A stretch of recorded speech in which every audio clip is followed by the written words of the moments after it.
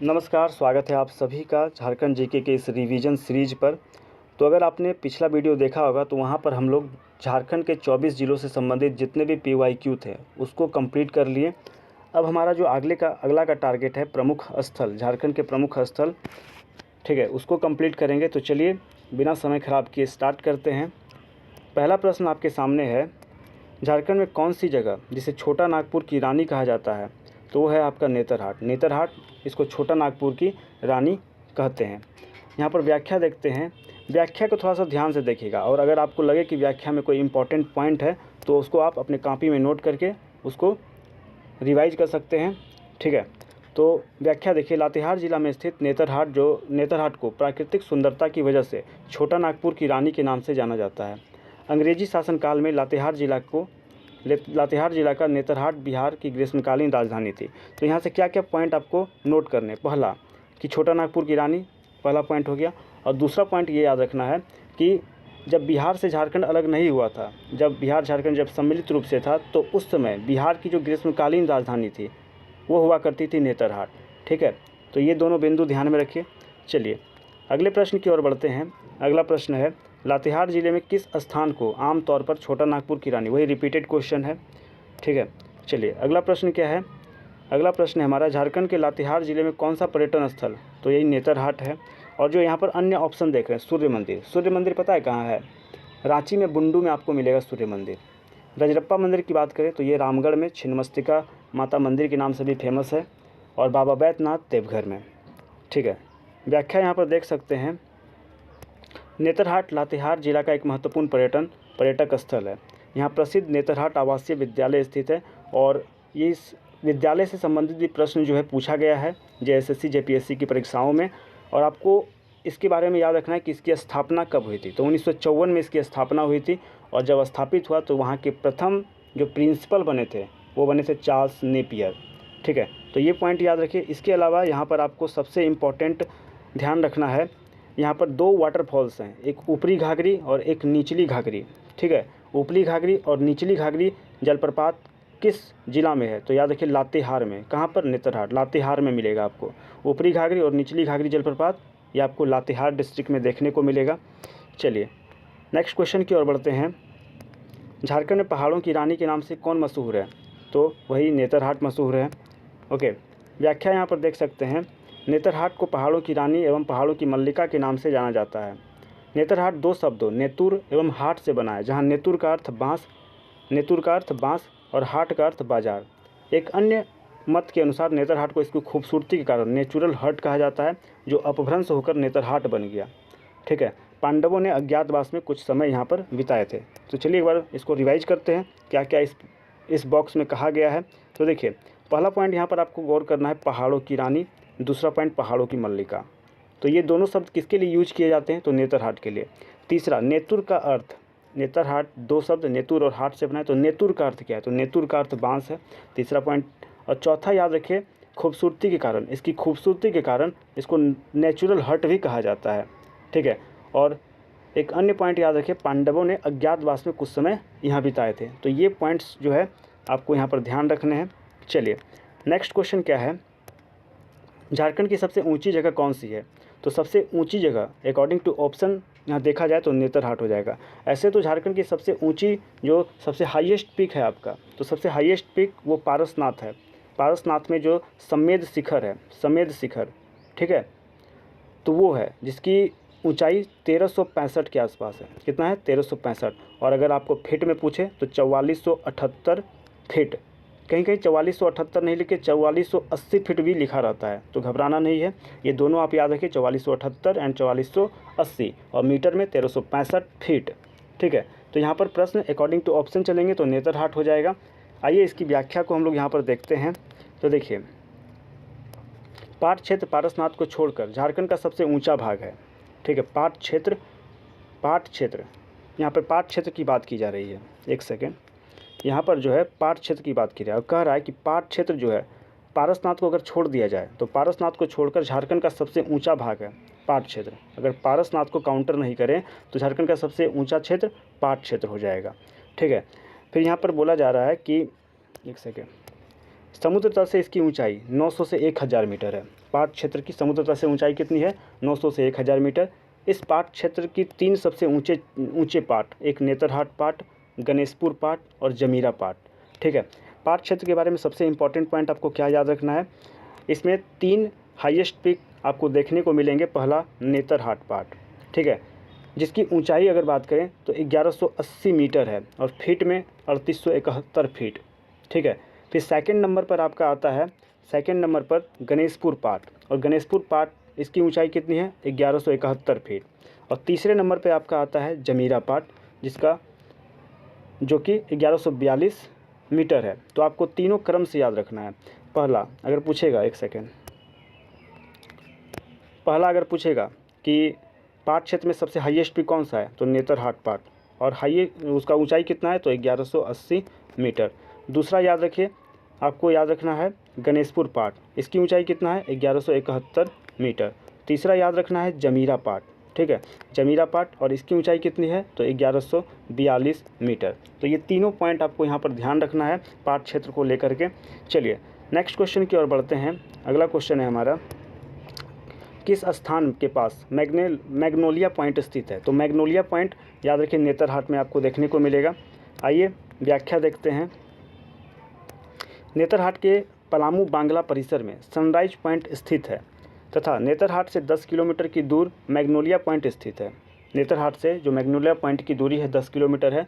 Sunrise point से सूर्योदय का नज़ारा और मैग्नोलिया पॉइंट से सूर्यास्त का नज़ारा अत्यधिक प्रसिद्ध है। मैग्नोलिया पॉइंट एक युवा ब्रिटिश लड़की मैग्नोलिया की मार्मिक प्रेम कहानी से संबंधित है, जिसे एक आदिवासी चरवाहे लड़के से बेतहासा प्यार हो गया था। यह महसूस करते हुए कि उसका प्यार अधूरा रहेगा, उसने अपने घोड़े के साथ इसी घाटी में छलांग लगाकर अपनी जीवन समाप्त कर ली थी। ठीक है, तो यहाँ पर क्या क्या इंपॉर्टेंट पॉइंट है उसको हम लोग चलिए हाईलाइट करते हैं। पहला पॉइंट यहाँ पर एक वर्ड आया है पलामू बंगला। ठीक है, तो पूछेगा कि नेतरहाट के डैश परिसर में सनराइज पॉइंट स्थित है, तो क्या आंसर करिएगा? पलामू बंगला परिसर में। नेतरहाट के किस परिसर में सनराइज पॉइंट है भाई? तो नेतरहाट के पलामू बंगला परिसर में आपका नेतरहाट है। ठीक है, अच्छा, सूर्यास्त का अगर नज़ारा देखना है तो आपको कहाँ जाना पड़ेगा? तो सूर्यास्त का नज़ारा देखना है तो आपको मैग्नोलिया पॉइंट जाना पड़ेगा। और सूर्योदय का नज़ारा तो सनराइज पॉइंट। और सनराइज पॉइंट कहाँ पर है? ये पलामू बांग्ला परिसर में। सनराइज पॉइंट पलामू बांग्ला परिसर में। तो ये सब पॉइंट यहाँ पर ध्यान रखिए। चलिए नेक्स्ट क्वेश्चन की हम लोग बढ़ते हैं। तो अगला क्वेश्चन है हमारा, झारखंड में निम्नलिखित स्थानों में से कौन से स्थान को क्वीन ऑफ छोटा नागपुर कहा जाता है? छोटा नागपुर की रानी, इसी का ट्रांसलेट करके यहाँ पर दे दिएगा क्वीन ऑफ छोटा नागपुर, तो नेतरहाट हो जाएगा। ठीक है, चलिए नेक्स्ट क्वेश्चन की ओर बढ़ते हैं। अगला क्वेश्चन देखिए, झारखंड के किस हिस्से में सर्दियों में न्यूनतम तापमान दर्ज किया जाता है? तो न्यूनतम तापमान नेतरहाट में न्यूनतम तापमान दर्ज किया जाता है। अगला क्वेश्चन है रांची। अब रांची से संबंधित हम लोग प्रश्न देखेंगे। झारखंड के किस शहर को मैनचेस्टर ऑफ ईस्ट भी कहा जाता है? तो ध्यान रखिए मैनचेस्टर ऑफ ईस्ट जो है रांची को कहा जाता है। हम ध्यान रखिए, पूरा एकदम गांठ बांध लीजिए। मैनचेस्टर ऑफ ईस्ट अगर पूछे तो तुरंत क्विक फायर आंसर करना है आपको, Ranchi. Manchester of east Ranchi. Okay, next question की ओर बढ़ते हैं। झारखंड के गेतलसूद इलाके में निम्न में से क्या स्थित है? तो गेतलसूद इलाके में क्या स्थित है? तो पहला मेगा फूड पार्क गेतलसूद में जो है क्या स्थित है? तो पहला मेगा फूड पार्क। तो पूछेगा कि झारखंड का जो पहला मेगा फूड पार्क है कहाँ पर है? तो गेतलसूद, ये आपके रांची में पड़ता है। ओके, यहाँ देख सकते हैं झारखंड का जो पहला मेगा फूड पार्क है ये गेतलसूद रांची में। कहाँ पर है? गेतलसूद रांची में आपका झारखंड का पहला मेगा फूड पार्क आपको देखने को मिलेगा। अगले क्वेश्चन की ओर बढ़ते हैं। झारखंड का प्रथम मेगा खाद्य उद्यान कहाँ है? अभी तुरंत हमने डिस्कस किया, गेतलसूद रांची में है। ओके, चलिए नेक्स्ट यहाँ पर देखिए, निम्नलिखित में से कौन से शहर को झरनों का शहर याद रखिए किसे कहा जाता है? तो झरनों का शहर कहा जाता है रांची को। झरनों का शहर किसे कहा जाता है? तो रांची को कहा जाता है। यहाँ पर व्याख्या देख सकते हैं, रांची को झरनों का शहर के नाम से जाना जाता है। रांची के आसपास के क्षेत्रों में आपको कई झरने देखने को मिलेंगे, जैसे हुंडरू हो गया, जोन्हा, दसम, सीता, सोनुआ, ये सब जो वाटरफॉल्स हैं ये सभी आपको रांची में देखने को मिलेंगे। नेक्स्ट क्वेश्चन की ओर बढ़ते हैं। अगला क्वेश्चन देखिए, झारखंड के किस शहर को झरनों का रिपीटेड है? चलिए आगे बढ़ते हैं। झारखंड में निम्नलिखित में से कौन से जगह को सिटी ऑफ वाटरफॉल्स वही हिंदी का इंग्लिश में ट्रांसलेट करके पूछ दिया है, तो रांची आंसर हो जाएगा। चलिए अगला क्वेश्चन है, प्रसिद्ध टैगोर हिल निम्नलिखित कौन से शहर की सरहद पर है? तो टैगोर हिल कौन से शहर की सरहद पर है? तो रांची हो जाएगा। टैगोर हिल कहाँ पर? तो यहाँ पर याद रखिए, ये आपको रांची में देखने को मिलेगा। नेक्स्ट क्वेश्चन पर की ओर बढ़ते हैं। यहाँ पर इसका व्याख्या देख लीजिए, टैगोर हिल के बारे में क्या क्या पॉइंट्स आपको याद रखने हैं। टैगोर हिल पहला पॉइंट कहाँ स्थित है? रांची में स्थित है। इसे मोहराबादी हिल के नाम से भी जानते हैं। तो अगर मान लीजिए स्टेटमेंट वाइज क्वेश्चन बनाता है तो वहाँ पर आपको फंसाने के लिए देख सकता है, पूछ देगा कि टैगोर हिल को मोहराबादी हिल के नाम से जानते हैं, क्या ये स्टेटमेंट सही है? तो आपको अगर पता रहेगा तभी आप आंसर कर पाइएगा। तो ध्यान रखिए, टैगोर हिल को जो है मोहराबादी हिल के नाम से भी जाना जाता है। इस पहाड़ी की चोटी का नोबेल पुरस्कार विजेता रविंद्रनाथ टैगोर के साथ एक लंबा इतिहास जुड़ा हुआ है। ये जो पहाड़ी है इसका इतिहास किनके साथ? तो इनका इतिहास रविंद्रनाथ टैगोर के साथ जुड़ा हुआ है। रविंद्रनाथ टैगोर के बड़े भाई थे ज्योतिरिंद्रनाथ टैगोर अपनी पत्नी कादम्बरी देवी की मृत्यु के बाद 1912 में यहाँ आकर बस गए तथा उन्होंने शांति धाम नाम से एक घर और ब्रह्म स्थल नाम से एक स्मारक बनवाया था। ठीक है, तो यहाँ पर क्या क्या पॉइंट्स आपके काम के हो सकते हैं? तो देखिए, पहला पॉइंट याद रखिए कि टैगोर हिल है कहाँ पर? तो रांची में है। दूसरा पॉइंट कि टैगोर हिल को किस अन्य नाम से जानते हैं? तो मोहराबादी हिल भी इसको कहते हैं। तीसरा पॉइंट आपको याद रखना है कि इस टैगोर हिल का जो संबंध है ये इतिहास के किस पर्सनैलिटी से जुड़ा हुआ है? तो रविंद्रनाथ टैगोर से जुड़ा हुआ है। फिर अगला पॉइंट याद रखना है कि खास करके मतलब यानी कि सबसे क्लोजेस्ट कौन थे इस जगह को लेकर? तो ज्योतिरिंद्रनाथ टैगोर। ठीक है, तो ज्योतिरिंद्रनाथ टैगोर अपनी पत्नी कादम्बरी देवी की मृत्यु, यानी कि उनकी पत्नी का नाम है कादम्बरी देवी, उनका जब डेथ हो गया तो उसके बाद 1912 में ज्योतिरिंद्रनाथ टैगोर यहाँ आकर बस गए और उन्होंने यहाँ पर शांति धाम और ब्रह्म स्थल नाम से दो जगह बनवाए। शांति धाम जो है, शांति धाम उनके घर का नाम था और जो ब्रह्म स्थल था वो स्मारक था।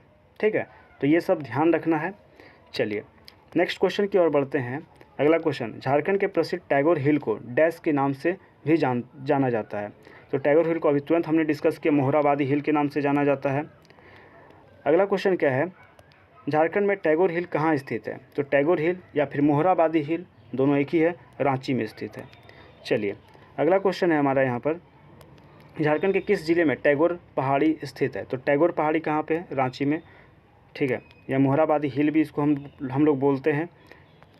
अगला प्रश्न देखिए, अगला प्रश्न है, टैगोर पहाड़ी जो मोहराबादी पहाड़ी के रूप में जाना जाता है वह झारखंड के कौन से शहर में स्थित है? कौन से शहर में है? तो अभी तुरंत हमने डिस्कस किया, रांची में स्थित है। नेक्स्ट क्वेश्चन है, किस पहाड़ी को मोहराबादी पहाड़ी के नाम से जानते हैं? तो टैगोर पहाड़ी को मोहराबादी पहाड़ी के नाम से जानते हैं। चलिए अगला प्रश्न है हमारा, झारखंड का शिमला किसे कहा जाता है?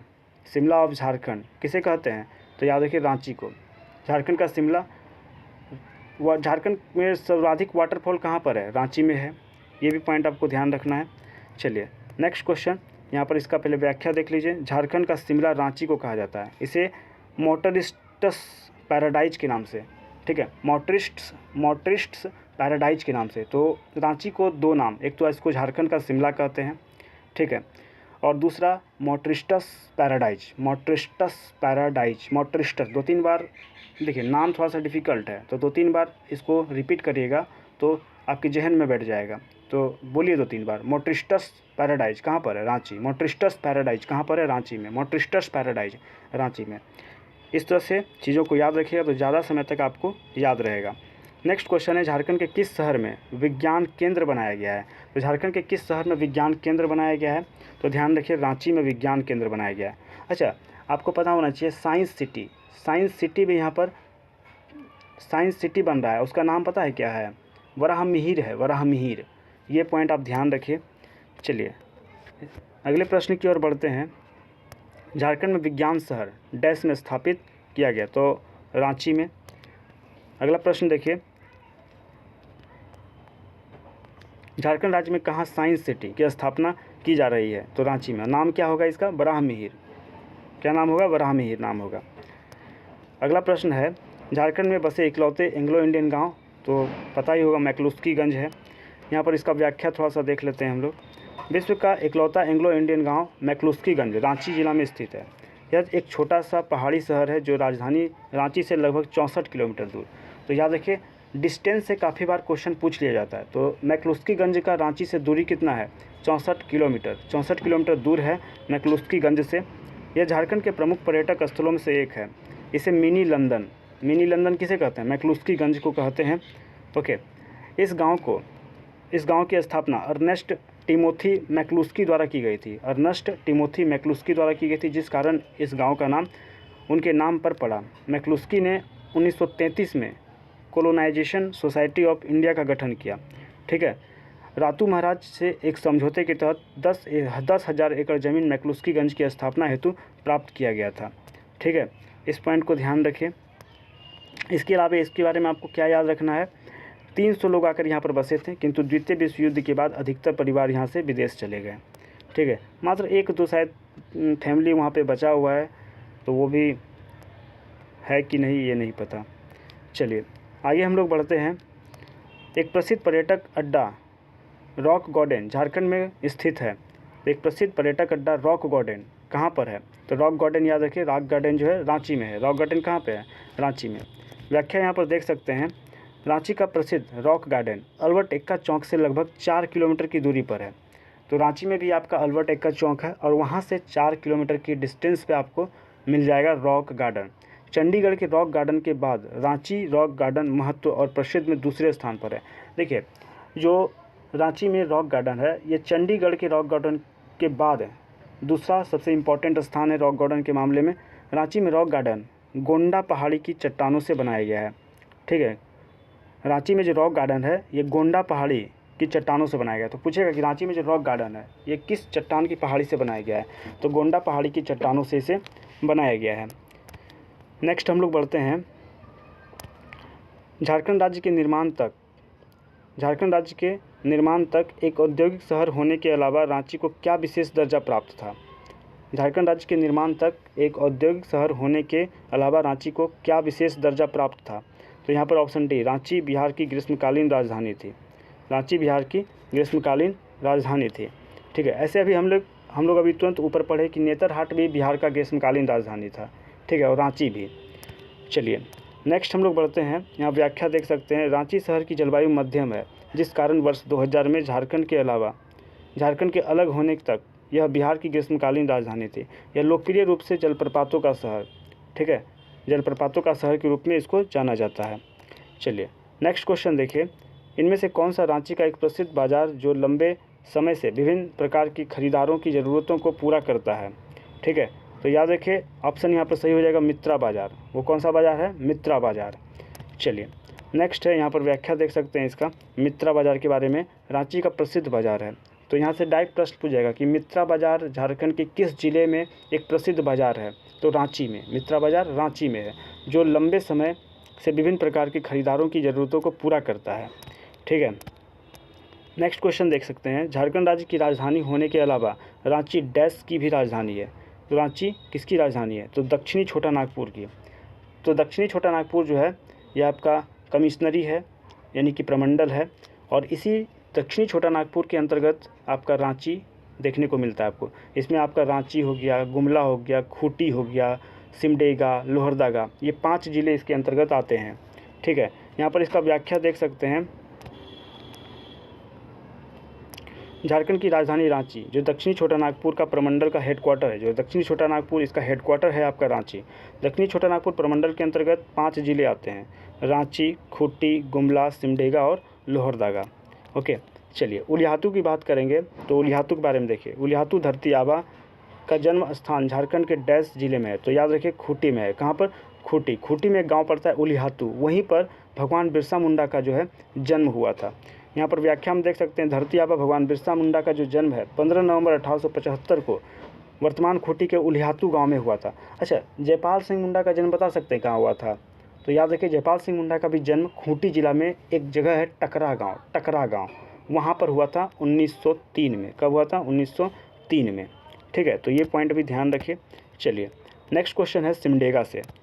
प्राचीन दिनों में डैश को बिशु कैसलपुर परगना के नाम से जाना जाता है। तो बिशु कैसलपुर परगना के नाम से किसको जाना जाता है? तो याद रखिए सिमडेगा को बिशु कैसलपुर परगना के नाम से जाना जाता है। चलिए नेक्स्ट क्वेश्चन क्या है? लोहरदगा के बारे में। निम्न में से कौन सा छोटा नागपुर के हल्दी घाटी के नाम से जाना जाता है? तो कोराम्बे। कोराम्बे जो है ये लोहरदगा में आपको देखने को मिलेगा और कोराम्बे को छोटा नागपुर की हल्दी घाटी के नाम से जाना जाता है।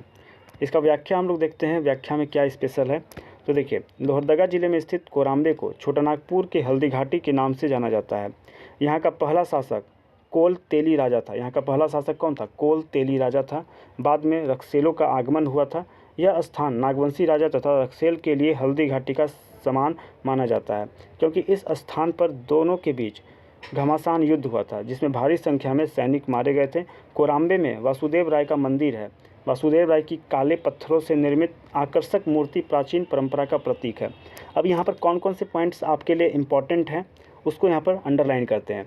पहला यहाँ पर देखिए, लोहरदगा जिले में स्थित कोराम्बे। कोराम्बे इंपॉर्टेंट है। कोराम्बे कहाँ पर है? तो कोराम्बे याद रखिए ये लोहरदगा जिले में है और इसको छोटा नागपुर के हल्दी घाटी नाम से हम लोग जानते हैं। दूसरा पॉइंट आपको यहाँ पर क्या याद रखना है? यहाँ का पहला शासक कोल तेली राजा। तो याद रखिए यहाँ का पहला शासक कौन था? कोल तेली राजा। दूसरा पॉइंट। तीसरा पॉइंट याद रखना है, यहाँ नागवंशी राजा और रक्सेल के लिए हल्दी घाटी के समान। देखिए यहाँ पर जो युद्ध लड़ा गया था वो किनके बीच? तो वो लड़ा गया था नागवंशी राजा और रक्सेलों के बीच। नागवंशी राजा और रक्सेलों के बीच यहाँ पर लड़ा गया था और इसके लिए हल्दी घाटी के समान इसको माना जाता है। इन दोनों ने यहाँ पर युद्ध किया था। देखिए, क्योंकि इसी स्थान पर दोनों के बीच घमासान युद्ध हुआ, यानी कि नागवंशी राजा, ठीक है, जो नागवंशी राजा है और जो रक्सेल है, इन दोनों के बीच यहाँ पर यानी कि कोराम्बे में, लोहरदगा के कोराम्बे में काफ़ी घमासान युद्ध हुआ था और इसी कारण इसको हम लोग किसकी उपाधि देते हैं? हल्दी घाटी का उपाधि देते हैं, ठीक है। इसमें भारी संख्या में सैनिक मारे गए थे और सबसे इम्पॉर्टेंट और सबसे आपके एग्ज़ाम में आने का इसका संभावना भी है, तो ये याद रखिए इसको। यहाँ पर कोराम्बे में जो है वासुदेव राय मंदिर आपका है, तो पूछे कि वासुदेव राय मंदिर कहाँ पर है? कोराम्बे में है। वासुदेव राय मंदिर कहाँ पर है? कोराम्बे में है। तो इतने पॉइंट्स यहाँ पर आपको ध्यान में रखने हैं। चलिए, अब पारसनाथ से संबंधित हम लोग यहाँ पर प्रश्न देखते हैं। पारसनाथ पहाड़ी डैश के लिए तीर्थ स्थल है? तो जैन के लिए, ठीक है। व्याख्या देखिए, जैनियों का मक्का कहे जाने वाला पारसनाथ पहाड़ी जैन धर्मावलंबी का एक महत्वपूर्ण तीर्थ स्थल है। यहाँ जैन के 24 तीर्थंकरों में से 20 तीर्थंकरों ने मोक्ष प्राप्त किए, ठीक है। तो यहाँ पे सबसे इंपॉर्टेंट पॉइंट क्या क्या ध्यान रखना है? पहला पॉइंट याद रखिए, जैनियों का मक्का इसको कहा जाता है। फिर जैन धर्म में टोटल 24 तीर्थंकर हुए और 24 में से 20 तीर्थंकर ध्यान रखिएगा, जिसको कि यहाँ पर मोक्ष की प्राप्ति हुई पारसनाथ में। तो ये पॉइंट ध्यान रखना है आपको। चलिए नेक्स्ट क्वेश्चन की ओर बढ़ते हैं। अगला क्वेश्चन हमारा क्या है? धार्मिक पर्यटन स्थल पारसनाथ पहाड़ी किस धर्म के लिए? तो अभी तुरंत डिस्कस किया, रिपीटेड क्वेश्चन है। इसका यहाँ पर व्याख्या देखिए, व्याख्या क्योंकि इम्पॉर्टेंट होता है। पारसनाथ पहाड़ी जैन धर्म का एक पवित्र तीर्थ स्थल है। इसे जैन धर्म का मक्का कहा जाता है। झारखंड के आदिवासियों के लिए पारसनाथ की पहाड़ी मरांगबुरु, ठीक है, झारखंड के आदिवासियों के लिए जो पारसनाथ की पहाड़ी है ये मरांगबुरु अर्थात सर्वोच्च ईश्वरीय शक्ति है। आदिवासियों में भी पूजा अथवा विधि विधान के समय मंत्रोच्चारण मरांगबुरु शब्द से ही शुरू होता है। आदिवासियों में जो मंत्रोच्चारण स्टार्ट होता है किस शब्द से शुरू होता है? मरांगबुरु। और मरांगबुरु ये जो है झारखंड के आदिवासियों के लिए काफ़ी सर्वोच्च ईश्वरीय शक्ति है, ठीक है। तो इस चीज़ को यहाँ पर ध्यान रखना है। नेक्स्ट क्वेश्चन देखिए, पारसनाथ पहाड़ी के लिए तीर्थयात्रा केंद्र कौन है? जैनियों का ये तीर्थयात्रा केंद्र है। चलिए नेक्स्ट क्वेश्चन देखिए, झारखंड के किस प्रसिद्ध तीर्थ को समेध शिखर के नाम से जानते हैं? तो पारसनाथ हिल्स को। इसका व्याख्या हम लोग यहाँ पर देखते हैं, व्याख्या में क्या स्पेशल है। झारखंड के सर्वोच्च शिखर पारसनाथ पहाड़ी झारखंड के गिरिडीह में स्थित है। पहला पॉइंट, गिरिडीह में पहाड़ियों की एक श्रृंखला है। यह जैनियों का सबसे महत्वपूर्ण तीर्थस्थलों में से एक है। इसे समेध शिखर कहते हैं। जैन धर्म के 23वें तीर्थकर, ध्यान दीजिएगा, जैन धर्म के 23वें तीर्थकर पार्श्वनाथ के नाम पर इस पहाड़ी का नाम पारसनाथ रखा गया है, ठीक है। अब यहाँ पे इंपॉर्टेंट कौन कौन से पॉइंट हो सकते हैं उसको देखें। पहला पॉइंट याद रखिए, ये जो पारसनाथ पहाड़ी है ये सर्वोच्च चोटी है, झारखंड की सर्वोच्च चोटी है, ठीक है। झारखंड के गिरिडीह में स्थित है। दूसरा, गिरिडीह में, ठीक। और इसको हम लोग क्या नाम जानते हैं? समेध शिखर। और यहाँ पर जो 24 तीर्थकर हुए उसमें से जो 23वें तीर्थकर थे पार्श्वनाथ, ठीक है, पार्श्वनाथ के नाम पर जो है इस पहाड़ी का नामकरण हुआ है। चलिए अगला प्रश्न देखिए, पारसनाथ मधुबन कहाँ स्थित है? तो पारसनाथ मधुबन जो है ये गिरिडीह जिला में है। कहाँ पर है? गिरिडीह जिला में। व्याख्या यहाँ पर देख सकते हैं, जैनियों के तीर्थस्थल पार्श्वनाथ पर्वत यानी कि शिखरजी के तलहट्टी में बसे गिरिडीह जिला में स्थित मधुबन मंदिरों के रूप में विकसित एक शहर है। यहाँ कई धर्मशालाएं एवं मंदिरों का निर्माण जैनियों के श्वेतांबर और दिगंबर पंथ की विभिन्न संस्थाओं द्वारा किया गया है। ठीक है, नेक्स्ट क्वेश्चन की ओर बढ़ते हैं। नेक्स्ट है, प्रसिद्ध तीर्थस्थल पारसनाथ निम्नांकित में से किससे संबंध सबसे नज़दीक है? तो सबसे नज़दीक किससे है? तो याद रखिए मधुबन से सबसे नज़दीक है। ठीक है, चलिए नेक्स्ट क्वेश्चन देखिए, झारखंड में पारसनाथ शिखर की अनुमानित ऊंचाई कितनी है? तो अनुमानित ऊंचाई 1365 मीटर है। कितनी है? 1365 मीटर है। यहाँ पर व्याख्या देखिए, व्याख्या में क्या है, पारसनाथ शिखर झारखंड की सबसे ऊंची चोटी है, ऊंचाई 1365 मीटर, और अगर फीट में पूछे तो 4478 फीट, और अगर मान लीजिए 4478 फीट नहीं रहता है तो 4480 फीट याद रखिएगा, क्योंकि ये दोनों एग्ज़ाम में माना गया है, 4478 को भी माना गया है, 4480 को भी माना गया है। ठीक है, तो अगर 4478 नहीं रहता है तो 4480 देख के घबराना नहीं है, जो नियरेस्ट रहेगा उसको मार के निकलना है। ठीक है, मीटर में 1365 फीट। ठीक, चलिए नेक्स्ट क्वेश्चन की ओर बढ़ते हैं। बोकारो, अब बोकारो से संबंधित प्रश्न करेंगे। पहला प्रश्न, बोकारो शहर किस नदी के तट पर है? तो बोकारो शहर याद रखें दामोदर नदी के तट पर है। बोकारो किस नदी के तट पर है? तो दामोदर नदी के तट पर है। यहाँ पर अब व्याख्या देखेंगे तो व्याख्या देख सकते हैं, जो बोकारो है दामोदर नदी के दक्षिण हिस्से में पारसनाथ की पहाड़ियों के बीच स्थित है। बोकारो के दक्षिण पूर्व दिशा में गरगा नदी, बोकारो के दक्षिण पूर्व दिशा में कौन सी नदी? गरगा नदी स्थित है, और इसके अलावा यहाँ गुवाई नदी भी बहती है। यहाँ पे इम्पॉर्टेंट पॉइंट आपको ध्यान रखना है। पहला इम्पॉर्टेंट पॉइंट कि बोकारो दामोदर नदी के किनारे स्थित है। ठीक है, दामोदर नदी, पहला पॉइंट क्लिक करिए। दूसरा पॉइंट, बोकारो के दक्षिण पूर्व दिशा में, ये पॉइंट क्लिक करिए, दक्षिण पूर्व दिशा में एक नदी आपको मिलेगा गरगा नदी, ये इंपॉर्टेंट पॉइंट है आपके लिए। और इसके अलावा यहाँ पर एक नदी है गुवाई नदी। ठीक है, तो यहाँ पर बोकारो के बारे में याद रखना है। बोकारो के दक्षिण पूर्व डायरेक्शन में जब आइएगा तो वहाँ पे आपको एक नदी देखने को मिलेगा गरगा नदी, गुवाई नदी यहाँ पर आपको बोकारो में ही देखने को मिलेगा। चलिए नेक्स्ट क्वेश्चन हम लोग देखते हैं। बोकारो स्टील शहर डैश झारखंड में स्थित है। तो बोकारो स्टील शहर जो है ये पूर्वी सिंहभूम में, बोकारो स्टील शहर के पूर्वी झारखंड में स्थित है। बोकारो स्टील शहर पूर्वी झारखंड में स्थित है। व्याख्या हम लोग यहाँ पर देख सकते हैं, बोकारो झारखंड के पूर्वी भाग में है। बोकारो झारखंड के पूर्वी भाग में है। यह धनबाद, रामगढ़, गिरिडीह और हजारीबाग जिलों से घिरा हुआ है। बोकारो जिला का क्षेत्रफल 3223 ऐसे याद रख सकते हैं, 3223 स्क्वायर किलोमीटर, और यह शहर अपने सरकारी क्षेत्रों के इस्पात उद्योग के लिए प्रसिद्ध है तथा स्टील सिटी के नाम से जाना जाता है। तो यहाँ पर क्या क्या याद रखना है कि पहला, बोकारो झारखंड के किस भाग में है? तो पूर्वी भाग। ठीक है, पूर्वी भाग में है, और ये रामगढ़, गिरिडीह और हजारीबाग जिला से घिरा हुआ है। तो बोकारो कौन कौन से ज़िलों से घिरा हुआ है? तो धनबाद, रामगढ़, गिरिडीह और हजारीबाग जिला से घिरा हुआ है। सबसे इंपॉर्टेंट पॉइंट याद रखिएगा, क्षेत्रफल।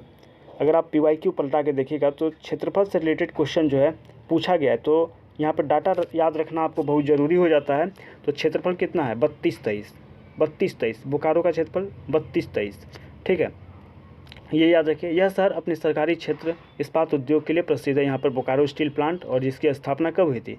1964 में, और उत्पादन कब शुरू हुआ था यहाँ पर? 1972 में। चलिए आगे हम लोग बढ़ते हैं। नेक्स्ट क्वेश्चन क्या है हमारा? ONGC द्वारा शुरू किया गया पहला मीथेन गैस कुआं झारखंड के डैश में स्थित है। तो ONGC द्वारा शुरू किया गया जो पहला मीथेन गैस कुआं है ये बोकारो के पर्वतपुर में है। कहाँ पर है? पर्वतपुर में। और ये जो मीथेन गैस कुआं है पर्वतपुर में, इसको रेगुलेट कौन करता है? ONGC। ठीक है, oil and natural gas corporation द्वारा इसको मैनेज किया जाता है। व्याख्या देख सकते हैं, ONGC द्वारा शुरू किया गया जो पहला मीथेन गैस कुआं झारखंड के बोकारो जिले के पर्वतपुर में है। पर्वतपुर कहाँ पर है? बोकारो में। पर्वतपुर कहाँ पर है? बोकारो में है। ठीक है, चलिए नेक्स्ट हम लोग बढ़ते हैं। नेक्स्ट क्वेश्चन है हजारीबाग से संबंधित। हजारीबाग से संबंधित क्या क्या प्रश्न है यहाँ पर? तो देखिए, निम्नलिखित में से किस शहर को 1000 गार्डन के नाम से जाना जाता है? तो 1000 गार्डन के नाम से किसको जाना जाता है? तो 1000 गार्डन के नाम से हजारीबाग को जाना जाता है। 1000 गार्डन के नाम से हजारीबाग को। व्याख्या यहाँ पर देख सकते हैं, हजारीबाग को 1000 बागों का शहर या फिर हज़ार मतलब 1000 यानी कि 1000 बागों का शहर यानी कि 1000 गार्डन किसको कहा जाता है? हजारीबाग को। एक दंत कथा के अनुसार हजारी ग्राम के कारण इसका नाम हजारीबाग पड़ा। ठीक है, एक कथा है उसमें कहा गया कि हजारी ग्राम के कारण इसका नाम हजारीबाग पड़ा। नेक्स्ट क्वेश्चन की ओर बढ़ते हैं। झारखंड में भारतीय कृषि अनुसंधान संस्थान, ठीक है, काफ़ी इंपॉर्टेंट क्वेश्चन हो सकता है आपके एग्जाम के लिए, तो याद रखिए झारखंड में जो भारतीय कृषि अनुसंधान संस्थान ये कहाँ स्थापित किया गया? तो हजारीबाग में बरही करके एक जगह है, वहाँ पर कब स्थापित किया गया?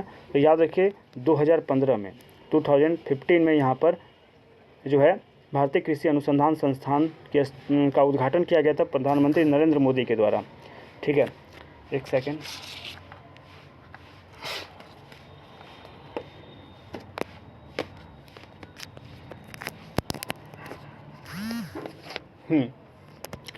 चलिए यहाँ पर इसका व्याख्या हम लोग देखते हैं, व्याख्या में क्या स्पेशल है। तो भारतीय कृषि अनुसंधान संस्थान का उद्देश्य क्या है? ये जो भारतीय कृषि अनुसंधान संस्थान हजारीबाग में है, पर्पस क्या है? तो उद्देश्य देश के संसाधन समृद्ध पूर्वी भाग की ज़रूरतों को पूरा करना, ताकि कृषि, पशु विज्ञान, मत्स्य पालन, बागवानी और वानिकी की क्षमता का दोहन किया जा सके। हजारीबाग को देश के दूसरे भारतीय कृषि अनुसंधान संस्थान के रूप में जाना जाता है। ठीक है, सबसे इम्पॉर्टेंट पॉइंट याद रखिए, जो हजारीबाग में भारतीय कृषि अनुसंधान संस्थान है, इसको देश के दूसरे भारतीय कृषि अनुसंधान संस्थान के रूप में जाना जाता है। नेक्स्ट क्वेश्चन की ओर बढ़ते हैं। 10वीं सदी के बुद्ध विहार की खोज झारखंड के डैश जिले में हुई थी। तो 10वीं सदी के बुद्ध विहार की खोज कहाँ हुई थी? तो हजारीबाग में हुई थी। 10वीं सदी के बुद्ध विहार की खोज झारखंड के किस जिला में हुई थी? हजारीबाग में हुई थी। 10वीं सदी के बुद्ध विहार की खोज झारखंड के किस जिला में हुई थी? तो ध्यान रखिए हजारीबाग में हुई थी। ओके, चलिए नेक्स्ट क्वेश्चन की ओर बढ़ते हैं। यहाँ पर इसका व्याख्या थोड़ा सा देख लीजिए। हजारीबाग में एक बुद्ध मठ की खोज, तो पूछेगा झारखंड के किस जिला में बुद्ध मठ की खोज हुई? तो झारखंड के हजारीबाग में बुद्ध मठ की खोज हुई, जिसमें 10वीं सदी में पाल वंश के शासन के दौरान बनाया गया था। हजारीबाग में जो एक बौद्ध मठ की खोज हुई है, बौद्ध मठ की खोज, उसका निर्माण जो है 10वीं सदी में किया गया था पाल वंश के शासन के दौरान। ठीक है, यहाँ पर शब्द बिहार से बना है। जो विहार शब्द है बिहार से बना है, जिसका अर्थ होता है बौद्ध भिक्षुओं के आराम करने का स्थान। तो अगर आपसे पूछ देगा कि बताओ बिहार का अर्थ क्या होता है, तो बौद्ध भिक्षुओं के आराम करने का स्थान होता है। चलिए नेक्स्ट क्वेश्चन है रजरप्पा या रामगढ़ से संबंधित। झारखंड राज्य में रजरप्पा किस नदी पर स्थित है? तो रजरप्पा मैंने आपको शुरू में ही बताया था, दामोदर एवं भेड़ा नदी के तट पर स्थित है। यहाँ पर इसका व्याख्या देखिए। व्याख्या, रामगढ़ जिला में स्थित रजरप्पा दामोदर एवं भैरवी को भेड़ा भी बोलते हैं, नदी के संगम पर स्थित है। रजरप्पा में छिन्नमस्तिका देवी का मंदिर है स्थित है। ये मंदिर शक्तिपीठ के रूप में काफ़ी प्रसिद्ध है। ये मंदिर जो है शक्तिपीठ के रूप में काफ़ी प्रसिद्ध है। इसे विश्व की दूसरी सबसे बड़ी शक्तिपीठ कहा जाता है। तो पूछ लेगा कि विश्व की दूसरी सबसे बड़ी शक्तिपीठ के रूप में किसे जाना जाता है? छिन्नमस्तिका माता मंदिर को जाना जाता है। छिन्नमस्तिका मंदिर के अलावा यहाँ महाकाली मंदिर, सूर्य मंदिर, महाविद्या मंदिर, बाबाधाम मंदिर, बजरंगबली मंदिर, शंकर मंदिर, विराट रूप मंदिर के नाम से कुल 7 मंदिर है। यहाँ पर जो छिन्नमस्तिका मंदिर परिसर है, वहाँ पर टोटल आपको 7 मंदिर देखने को मिलेगा। ठीक है, यहाँ पर आपको टोटल कितने मंदिर देखने को मिलेंगे? तो यहाँ पर टोटल आपको 7 मंदिर देखने को मिलेगा। ये 7 मंदिर कौन कौन से हैं? तो ये 7 मंदिर याद रखिए। एक तो आपको छिन्नमस्तिका मंदिर है, इसके अलावा यहाँ पर पहला महाकाली मंदिर, 1 सूर्य मंदिर, 2 10 महाविद्या मंदिर, 3 बाबाधाम मंदिर, 4 बजरंगबली मंदिर, 5 शंकर मंदिर, 6 विराट रूप मंदिर, 7।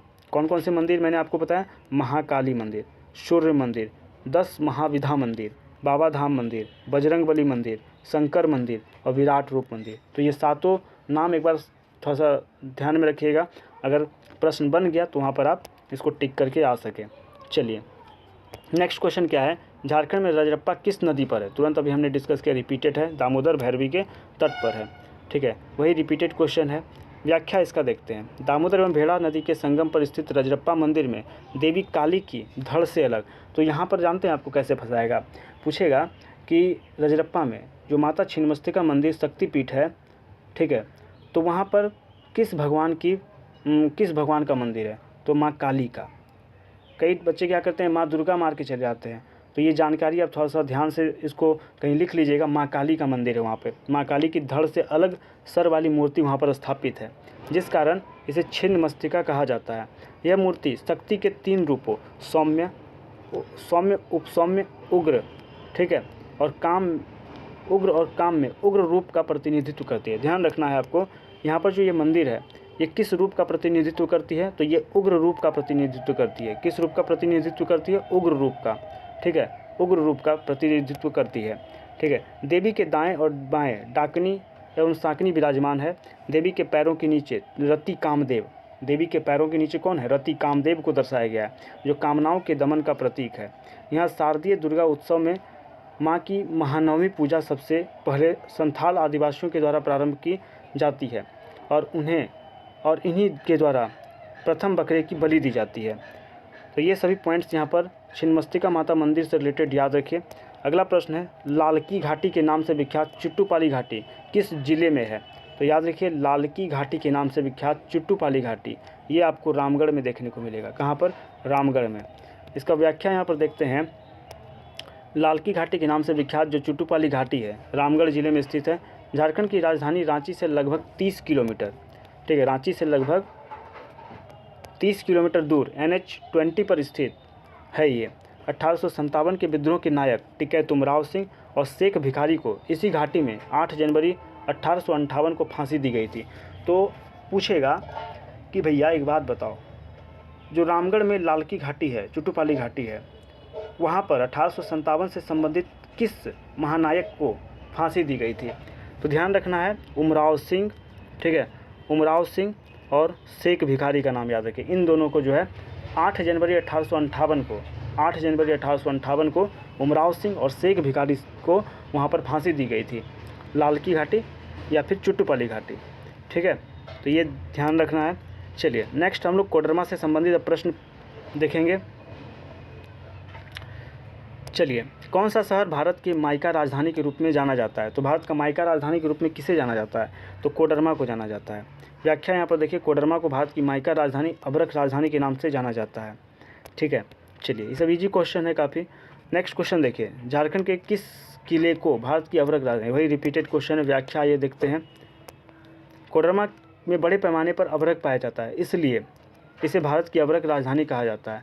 रात्रि में अभ्रक की पहाड़ियाँ चांद की रोशनी में चमकती हैं, जिस कारण इसे चमकीली धरती भी कहा जाता है, इसे चमकीली धरती भी कहा जाता है, ठीक है। नेक्स्ट की ओर बढ़ते हैं अब, जमशेदपुर, पूर्वी सिंहभूम। देखिए, झारखंड में कौन से शहर को टाटा नगर कहा जाता है? तो टाटा नगर जमशेदपुर को कहा जाता है। यहाँ पर व्याख्या इसका इंपॉर्टेंट होगा, व्याख्या को ध्यान से देखिएगा। झारखंड के जमशेदपुर शहर में टाटा नगर के नाम से जाना जाता है। यह झारखंड के दक्षिणी हिस्से में है। जो टाटा नगर है ये दक्षिणी हिस्से में स्थित पूर्वी सिंहभूम जिले का हिस्सा है। जमशेदपुर की स्थापना पारसी व्यवसायी जमशेद जी नौसरवान जी टाटा के नाम से जोड़ा जाता है। 1907 में Tata iron and steel company की स्थापना से इस शहर की बुनियाद पड़ा, ठीक है। इससे पहले यह साक्षी नामक एक आदिवासी गांव हुआ करता था। यहाँ की मिट्टी काली होने के कारण यहाँ पहला रेलवे स्टेशन काली माटी के नाम से बना, ठीक है। जमशेदपुर का जो धरती है वहाँ पे काली मिट्टी पाया जाता है और इस कारण वहाँ पे जो रेलवे स्टेशन बनाया गया उसका नाम रखा गया काली माटी रेलवे स्टेशन। लेकिन बाद में आपने चेम्सफोर्ड का नाम सुना होगा 1919 के आसपास, ठीक है, 1919 के आसपास आपने चेम्सफोर्ड का नाम सुना होगा। तो चेम्सफोर्ड ने क्या किया, इस काली माटी रेलवे स्टेशन का नाम चेंज करके टाटा नगर रेलवे स्टेशन किया, ठीक है। तो ये पॉइंट आपको यहाँ पर ध्यान रखना है, किसके द्वारा नाम चेंज किया गया था? तो चेम्सफोर्ड के द्वारा। मॉन्टेग्यू चेम्सफोर्ड जो सुधार आया था 1919 में, वही वाला चेम्सफोर्ड, ठीक है। चलिए नेक्स्ट हम लोग बढ़ते हैं। नेक्स्ट क्वेश्चन है हमारा, जमशेदपुर की स्थापना किसने की? तो जमशेदपुर की जो स्थापना है किसके द्वारा की गई? तो याद रखिए, जमशेद जी नौसरवान जी टाटा, जमशेद जी नौसरवान जी टाटा, ठीक है। चलिए नेक्स्ट क्वेश्चन क्या है हमारा? नेक्स्ट है, जमशेदपुर निम्नलिखित नदियों में से किस तट पर स्थित है? तो ये स्वर्णरेखा और खरकई के संगम पर स्थित है। जमशेदपुर किसके संगम पर है? स्वर्णरेखा और खरकई के संगम पर है। नेक्स्ट क्वेश्चन है, झारखंड के जमशेदपुर क्षेत्र में निम्न कौन सी नदियां संगम पर है? वही रिपीटेड है। नेक्स्ट की ओर चलते हैं, जमशेदपुर किस नदी के तट पर है? किस तट पर बसा हुआ है? वही रिपीटेड क्वेश्चन स्वर्णरेखा के तट पर बसा हुआ है। चलिए ये सब सारा आपको रिपीटेड ही यहाँ पर देखने को मिलेगा। ये क्वेश्चन नया है पे झारखंड की औद्योगिक राजधानी। तो झारखंड की औद्योगिक राजधानी कौन सी है? जमशेदपुर है। झारखंड की औद्योगिक राजधानी कौन सी है? तो जमशेदपुर है, इसको ध्यान रखिए। यहाँ पर व्याख्या देख सकते हैं, जमशेदपुर को झारखंड की औद्योगिक राजधानी के नाम से जाना जाता है। जमशेदपुर भारत के सबसे प्रगतिशील औद्योगिक नगरों में से एक है। टाटा समूह की कई कंपनियों की उत्पादन इकाई जैसे टाटा स्टील, ये आपको जमशेदपुर में, टाटा मोटर्स मिलेगा जमशेदपुर में, टीन प्लेट है, टिस्कोन है, टिमकन है, ट्यूब डिवीज़न, ये सभी जो यूनिट हैं ये आपको जमशेदपुर में देखने को मिलेंगे। ठीक है, चलिए नेक्स्ट हमारा प्रश्न है, झारखंड में निम्नलिखित शहरों में से किसे टाटा स्टील का नाम दिया गया? तो टाटा स्टील का नाम टाटा नगर को दिया गया। किसे दिया गया? टाटा नगर को दिया गया। ठीक है, चलिए यहाँ पर व्याख्या देख सकते हैं, टाटा नगर जिसको जमशेदपुर भी कहते हैं, इसको स्टील सिटी के नाम से हम लोग जानते हैं। किस नाम से? स्टील सिटी के नाम से जानते हैं। यहाँ भारत का पहला इस्पात संयंत्र टिस्को की स्थापना कब? तो 27 जनवरी 1907 को 2 करोड़ रुपए की लागत से। तो अगर आपसे प्रश्न पूछे कि टिस्को की स्थापना कितने पूंजी के साथ की गई थी, कितने लागत से की गई थी? 2 करोड़ रुपए की लागत से की गई थी। इस्पात उत्पादन के कारण जमशेदपुर को भारत का पीटर्सबर्ग भी कहा जाता है। ठीक है, तो इसको यहाँ पर ध्यान रखिए। चलिए नेक्स्ट हम लोग बढ़ते हैं, निम्नलिखित में से कौन से शहर को टिस्को और टेल्को के शहर के रूप में जाना जाता है? तो टिस्को और टेल्को के शहर के रूप में जमशेदपुर को जाना जाता है। देखिए पिछला बार जो 11 to 13 JPSC हुआ था, तो उसमें यहाँ पर आपको प्रश्न पूछा था टेल्को के बारे में कि टेल्को का स्थापना बताइए कब हुआ था। ठीक है, तो एक्सप्लेनेशन ध्यान से पढ़िएगा। एक्सप्लेनेशन अगर ध्यान से देखिएगा तो कई प्रश्न जो है आपको एक्सप्लेनेशन से ही जो है परीक्षा में देखने को मिल जाएगा। ठीक है, चलिए इसका हम लोग व्याख्या यहाँ पर देखते हैं। जमशेदपुर को TISCO Tata iron and steel company full form होता है इसका, और Telco Tata engineering and locomotive company शहर के रूप में जाना जाता है। टिस्को की अगर बात करें तो इसकी स्थापना 1907 में हुई थी और संस्थापक दोराबजी टाटा। देखिए यहाँ पर अभी ऊपर हमने क्या पढ़ा? ऊपर हमने पढ़ा जमशेदजी नौशेरवानजी टाटा, और यहाँ पर संस्थापक बता रहा है कि दोराबजी टाटा। यहाँ पर क्या फंडा है? तो देखिए जो टाटा स्टील का स्थापना का जो विचार है वो नौशेरवान जी को पहले आया था, तो वास्तविक संस्थापक जब पढ़ेगा आप तो वो नौशेरवान जी टाटा को ही माना जाता है। जमशेदजी नौशेरवान जी टाटा को माना जाता है वास्तविक संस्थापक।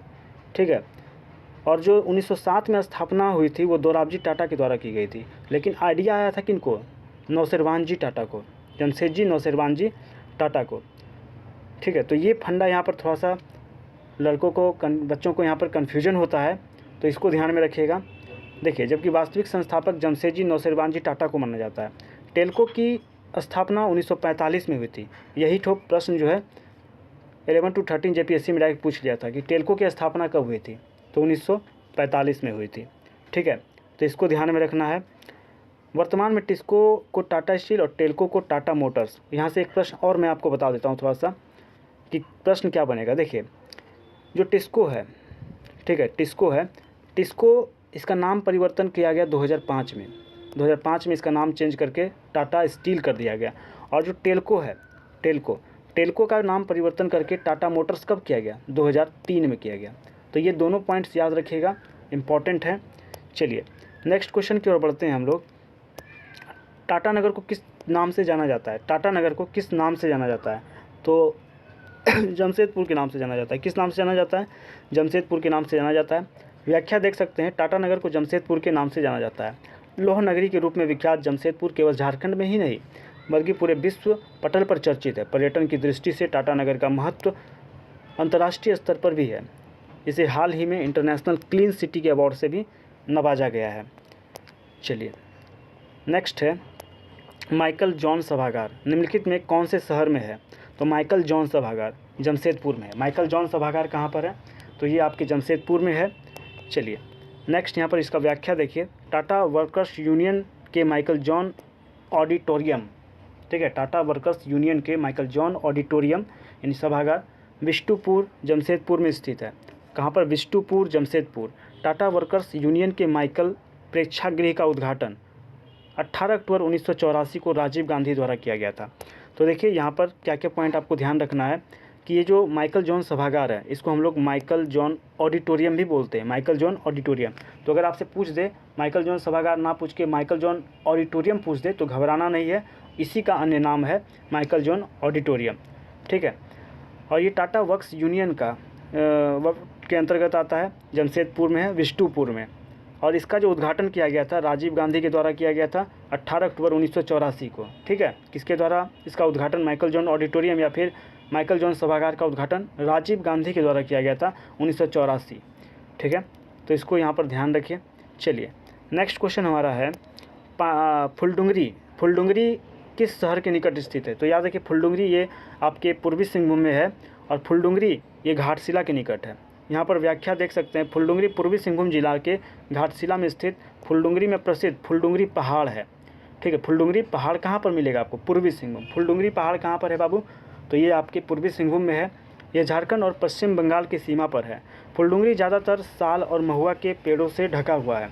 फुलडुंगरी ज़्यादातर साल और महुआ के पेड़ों से ढका हुआ है। नेक्स्ट हम लोग बढ़ते हैं। देखिए सिंहभूम के दक्षिण पूर्वी हिस्से में महत्वपूर्ण शहर का नाम है जो इसकी चावल की मिलों, तेल मिलों, धोने वाले साबुन के कारखानों और बांस के उत्पादन के लिए प्रसिद्ध है। वो कौन है? तो वो है आपका चाकुलिया। चाकुलिया याद रखिए सिंहभूम के दक्षिण पूर्वी हिस्से में आपको देखने को मिलेगा। और जो चाकुलिया है ये चावल का मिल हो गया, तेल मिल हो गया, धोने वाला साबुन का कारखाना हो गया, बांस प्रोडक्शन हो गया, इन सभी चीज़ों के लिए फेमस है। चाकुलिया किस लिए फेमस है? बांस प्रोडक्शन, धोने वाला साबुन कारखाना, चावल मिल, तेल मिल, इस सब के लिए कौन फेमस है? चाकुलिया। और कहाँ पर है ये? तो सिंहभूम के दक्षिण पूर्वी हिस्से में। ओके, यहाँ पर इसका व्याख्या हम लोग देखते हैं। चाकुलिया पूर्वी सिंहभूम जिला का एक प्रखंड है, ठीक है। तो अगर पूछते कि चाकुलिया निम्नलिखित में से किसके अंतर्गत आता है? पूर्वी सिंहभूम, पश्चिमी सिंहभूम या सरायकेला खरसावां? तो ध्यान रखिएगा ये पूर्वी सिंहभूम जिला का एक प्रखंड है जो अपनी चावल की मिलों, तेल मिल, साबुन कारखाना, बांस प्रोडक्शन के लिए फेमस है। यह पश्चिम बंगाल और झारखंड की सीमा पर है और हावड़ा टाटानगर मुख्य रेलवे मार्ग पर यह है। द्वितीय विश्व युद्ध के दौरान चाकुलिया में एयरफील्ड का निर्माण हुआ था। तो ध्यान रखिएगा, पूछिएगा पूर्वी सिंहभूम में वैसा कौन सा जगह है जहाँ सेकेंड वर्ल्ड वॉर के दौरान एयरफील्ड का निर्माण हुआ था? तो ध्यान रखिए वो आपका स्थान है चाकुलिया। कौन सा स्थान है? चाकुलिया, ठीक है। 1942 में अंग्रेजों द्वारा बर्मा में आगे बढ़ रहे जापानियों के खिलाफ छापेमारी करने और चीन के कुछ हिस्सों में सहायता पहुंचाने के लिए यहाँ पे एयरफील्ड का निर्माण किया गया था। नेक्स्ट हम लोग बढ़ते हैं, अगला देखिए। जमशेदजी टाटा द्वारा की गई राष्ट्र सेवा के सम्मान में लॉर्ड चेम्सफोर्ड ने किस शहर का नाम बदलकर जमशेदपुर रखा? ठीक है, तो वो है साकची। साकची का नाम अभी ऊपर ही मैंने आपको बताया था चेम्सफोर्ड के बारे में। इसका व्याख्या हम लोग देखते हैं, व्याख्या क्या है।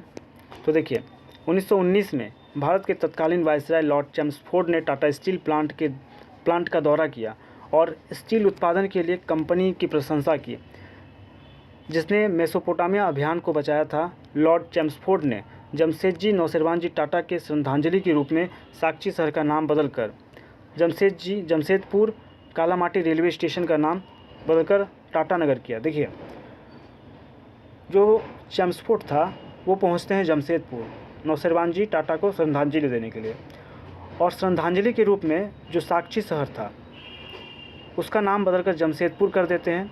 तो पूछ देगा कि जमशेदपुर का नाम किन के नाम पर पड़ा है, ठीक है। तो ध्यान रखिएगा जमशेदजी नौसेरवानजी टाटा के नाम पर। और वहाँ पर जो स्थित कालामाटी रेलवे स्टेशन है उसका नाम क्या है? टाटा नगर रेलवे स्टेशन। ये सब करने का कार्य, ये सब काम कौन किया, नाम बदलने का काम? तो चेम्सफोर्ड को इसका जाता है श्रेय, ठीक है।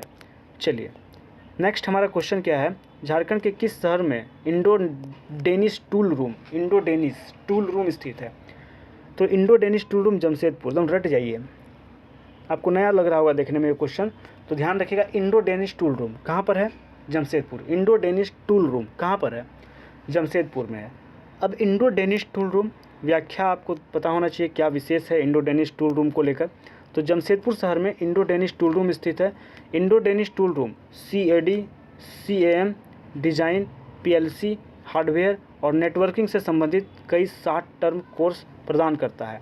जो इंडो डेनिश टूल रूम है ये कई तरह के, जैसे CAD, CAM, design, PLC, hardware, इन सभी से संबंधित शॉर्ट टर्म कोर्स आपको प्रदान करता है। कौन? Indo Danish tool room. पूर्णकालिक पाठ्यक्रमों में यह 2 साल की ITI ट्रेनिंग देता है, 1 साल की मशीनिस्ट ट्रेनिंग और 4 साल का diploma in tool and hard making प्रदान करता है। ठीक है, तो याद रखिए इंडो डेनिश टूल रूम कहाँ स्थित है? Jamshedpur. Indo Danish tool room कहाँ पे है? जमशेदपुर। चलिए नेक्स्ट हम लोग बढ़ते हैं सरायकेला खरसावां की ओर। असूर साइट्स झारखंड में पाए जाने वाले राष्ट्रीय महत्व के स्मारक स्थलों में कौन सा स्थल यहाँ स्थित नहीं है? तो याद रखिए यहाँ पर असूरा साइट्स झारखंड में पाए जाने वाले राष्ट्रीय महत्व के स्मारक स्थलों में कौन यहाँ स्थित नहीं है? तो यहाँ ईचागढ़ स्थित नहीं है। ठीक है, बाकी जो यहाँ पे ऑप्शन देख रहे हैं सरायकेला, खूंटी टोला और कुंजला, तो ये तीनों जो असूरा साइट्स हैं, ये तीनों असूरा साइट्स हैं जो कि राष्ट्रीय महत्व के स्मारक हैं, लेकिन ईचागढ़ यह आपका असूरा साइट्स के अंतर्गत नहीं आता। चलिए आगे हम लोग बढ़ते हैं, इसका व्याख्या थोड़ा सा देखते हैं। व्याख्या में देख सकते हैं राष्ट्रीय महत्व के स्मारक स्थलों में शामिल असूर साइट्स सरायकेला, खूंटी टोला, कुंजला, सरायकेला, खूंटी टोला और कुंजला। ठीक है, तो इसको आप ध्यान रखिए, सरायकेला, खूंटी टोला और कुंजला ये जो है आपके असूरा साइट्स हैं। सरायकेला, खूंटी टोला और कुंजला असूरा साइट्स है। ईचागढ़ असूरा साइट्स नहीं है, यहाँ पे कोई अवशेष हमको नहीं मिला है। ठीक है, चलिए नेक्स्ट क्वेश्चन की ओर बढ़ते हैं। अगला देखिए, सरायकेला नगर डैश नदी के किनारे है। तो सरायकेला नगर किस नदी के किनारे है? तो खरकई नदी के किनारे। ठीक है, व्याख्या यहाँ पर देख सकते हैं इसका, सरायकेला खरकई, एक सेकेंड थोड़ा बैक हो गया।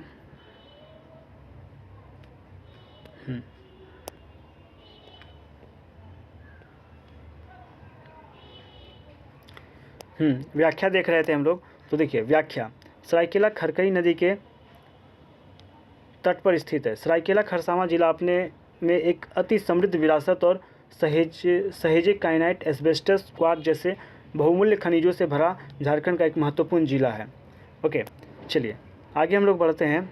अगला देखिए, अगला प्रश्न क्या है हमारा, झारखंड का कौन सा शहर रोड जंक्शन और कृषि व्यापारिक केंद्र के नाम से जाना जाता है? झारखंड का कौन सा शहर रोड जंक्शन और कृषि व्यापारिक केंद्र के रूप में जाना जाता है? तो याद रखिए सरायकेला। कौन सा शहर रोड जंक्शन और कृषि व्यापारिक केंद्र के रूप में जाना जाता है? तो याद रखिए सरायकेला। इसका यहाँ पर व्याख्या देख सकते हैं, सरायकेला शहर एक सड़क जंक्शन, सरायकेला शहर एक सड़क जंक्शन, एक कृषि व्यापार केंद्र और आगामी औद्योगिक केंद्र है। सरायकेला शहर जो है एक सड़क जंक्शन, एक कृषि व्यापार केंद्र और औद्योगिक केंद्र है। यह जमशेदपुर और चाईबासा के बीच स्थित है। सरायकेला भारतीय राज्य झारखंड में सरायकेला खरसावां जिले के सरायकेला सदर उपखंड में जिला मुख्यालय और नगर पंचायत है। यह पहले सरायकेला राज्य की राजधानी थी जो एक रियासत थी। चलिए नेक्स्ट क्वेश्चन की ओर बढ़ते हैं। अब देवघर से संबंधित प्रश्न हम यहाँ पर देखेंगे। झारखंड में त्रिकूट चोटी कहाँ है? तो त्रिकूट चोटी देवघर में स्थित है। इसका व्याख्या देखिए, देवघर के 16 किलोमीटर दूर, देवघर से 16 किलोमीटर दूर दुमका रोड पर एक खूबसूरत पर्वत त्रिकूट स्थित है। इसकी ऊंचाई 2470 फीट है। त्रिकूट पर्वत की ऊंचाई कितनी है? तो 2470 फीट, 2470 फीट इसकी ऊंचाई है। इस पहाड़ी पर 3 मुख्य चोटियां हैं। यह झारखंड का एक महत्वपूर्ण पर्यटन स्थल भी है। किंवदंती के अनुसार माता सीता का हरण करके जाते समय रावण इस पर्वत पर रुका था तथा माता सीता ने यहाँ दिया जलाया था। माता सीता ने यहाँ पर दिया जलाया था त्रिकूट पर्वत पर, जिसके कारण इसे रावण का हेलीपैड भी कहा जाता है। इस पहाड़ी की चोटी तक पहुँचने के लिए रोपवे बनाया गया है। ठीक है, रोपवे बनाया गया है। ठीक, यहाँ पर आपको पॉइंट्स कौन कौन से ध्यान में रखने हैं। पहला पॉइंट याद रखिए कि ये जो त्रिकूट पर्वत है कहाँ पर? तो पहला पॉइंट देवघर में है। कहाँ पर है ये देवघर में है। दूसरा पॉइंट याद रखिए, माता सीता ने यहाँ पर दिया जलाया था। तो पूछेगा कि झारखंड में किस पर्यटन स्थल पर माता सीता ने दिया जलाया था? तो त्रिकूट पर्वत पर। और इसको रावण का हेलीपैड कहा जाता है। जब रावण माता सीता को हरण करके लेकर जा रहा था तब यहाँ पर रुका था रावण, इसलिए इसको रावण का हेलीपैड भी कहा जाता है त्रिकूट पर्वत को।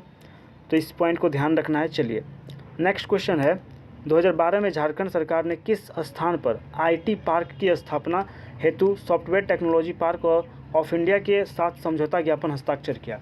तो अगर आप इंडस्ट्रियल पॉलिसी 2012 देखिएगा तो उसमें जो आईटी पार्क की स्थापना हेतु software technology park of India के साथ समझौता, ये आपका देवघर में आईटी पार्क बनाने का जो घोषणा हुआ था सॉफ्टवेयर टेक्नोलॉजी पार्क, ये देवघर में हुआ था। इसका आइए व्याख्या हम लोग देखते हैं। तो यहाँ पर देख सकते हैं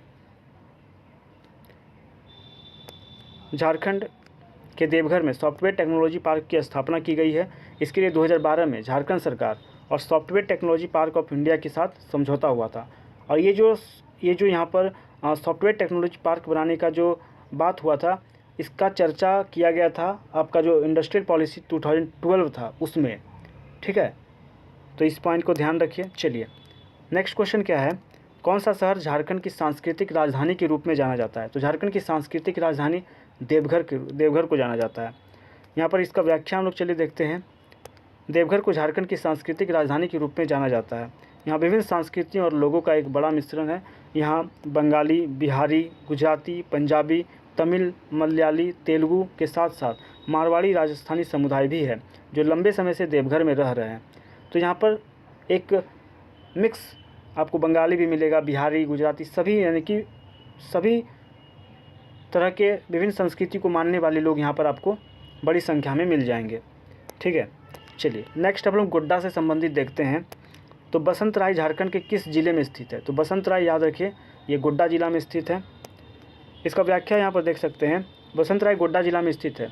इसे बसंतराय के नाम से भी जाना जाता है। यह गोड्डा जिला का एक सामुदायिक विकास खंड है, यानी कि एक ब्लॉक है बसंतराय।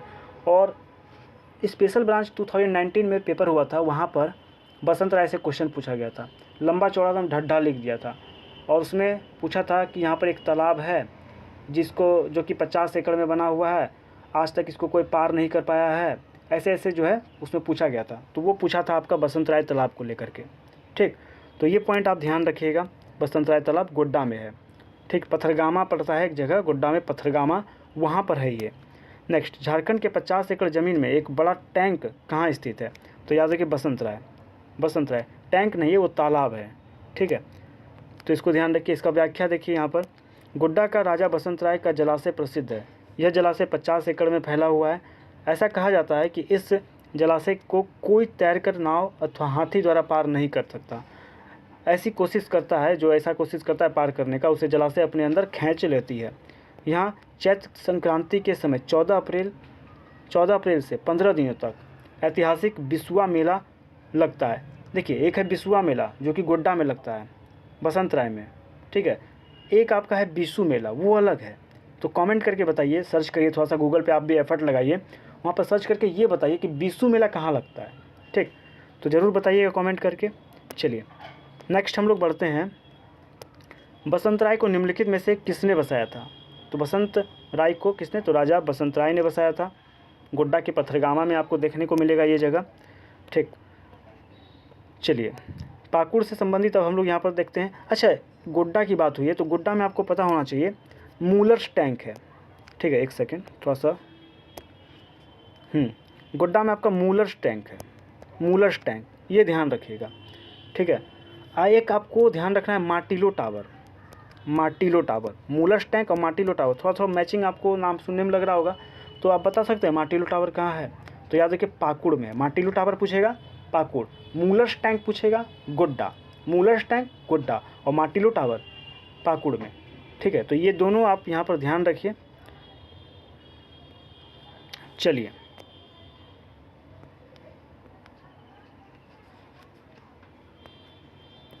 नेक्स्ट क्वेश्चन देखते हैं। पाकुड़ पत्थर और बीड़ी उत्पादन उद्योग के लिए मशहूर जिला कौन सा है? बीड़ी, पत्थर और बीड़ी के लिए तो पाकुड़ फेमस है। अब पाकुड़ में आपका क्या है? मार्टिलो टावर है। ठीक है, तो ये पॉइंट ध्यान रखिए। चलिए नेक्स्ट क्वेश्चन देखते हैं। धनबाद निम्नलिखित में से कौन भारत की कोयला राजधानी है? तो भारत की कोयला राजधानी कौन है? धनबाद है। धनबाद में झरिया नाम तो जानते ही होंगे। नेक्स्ट क्वेश्चन देखिए। झरिया को धनबाद का हिस्सा है। झरिया जो धनबाद का हिस्सा है, देश के शीर्ष कोयला उत्पादक क्षेत्रों में एक है।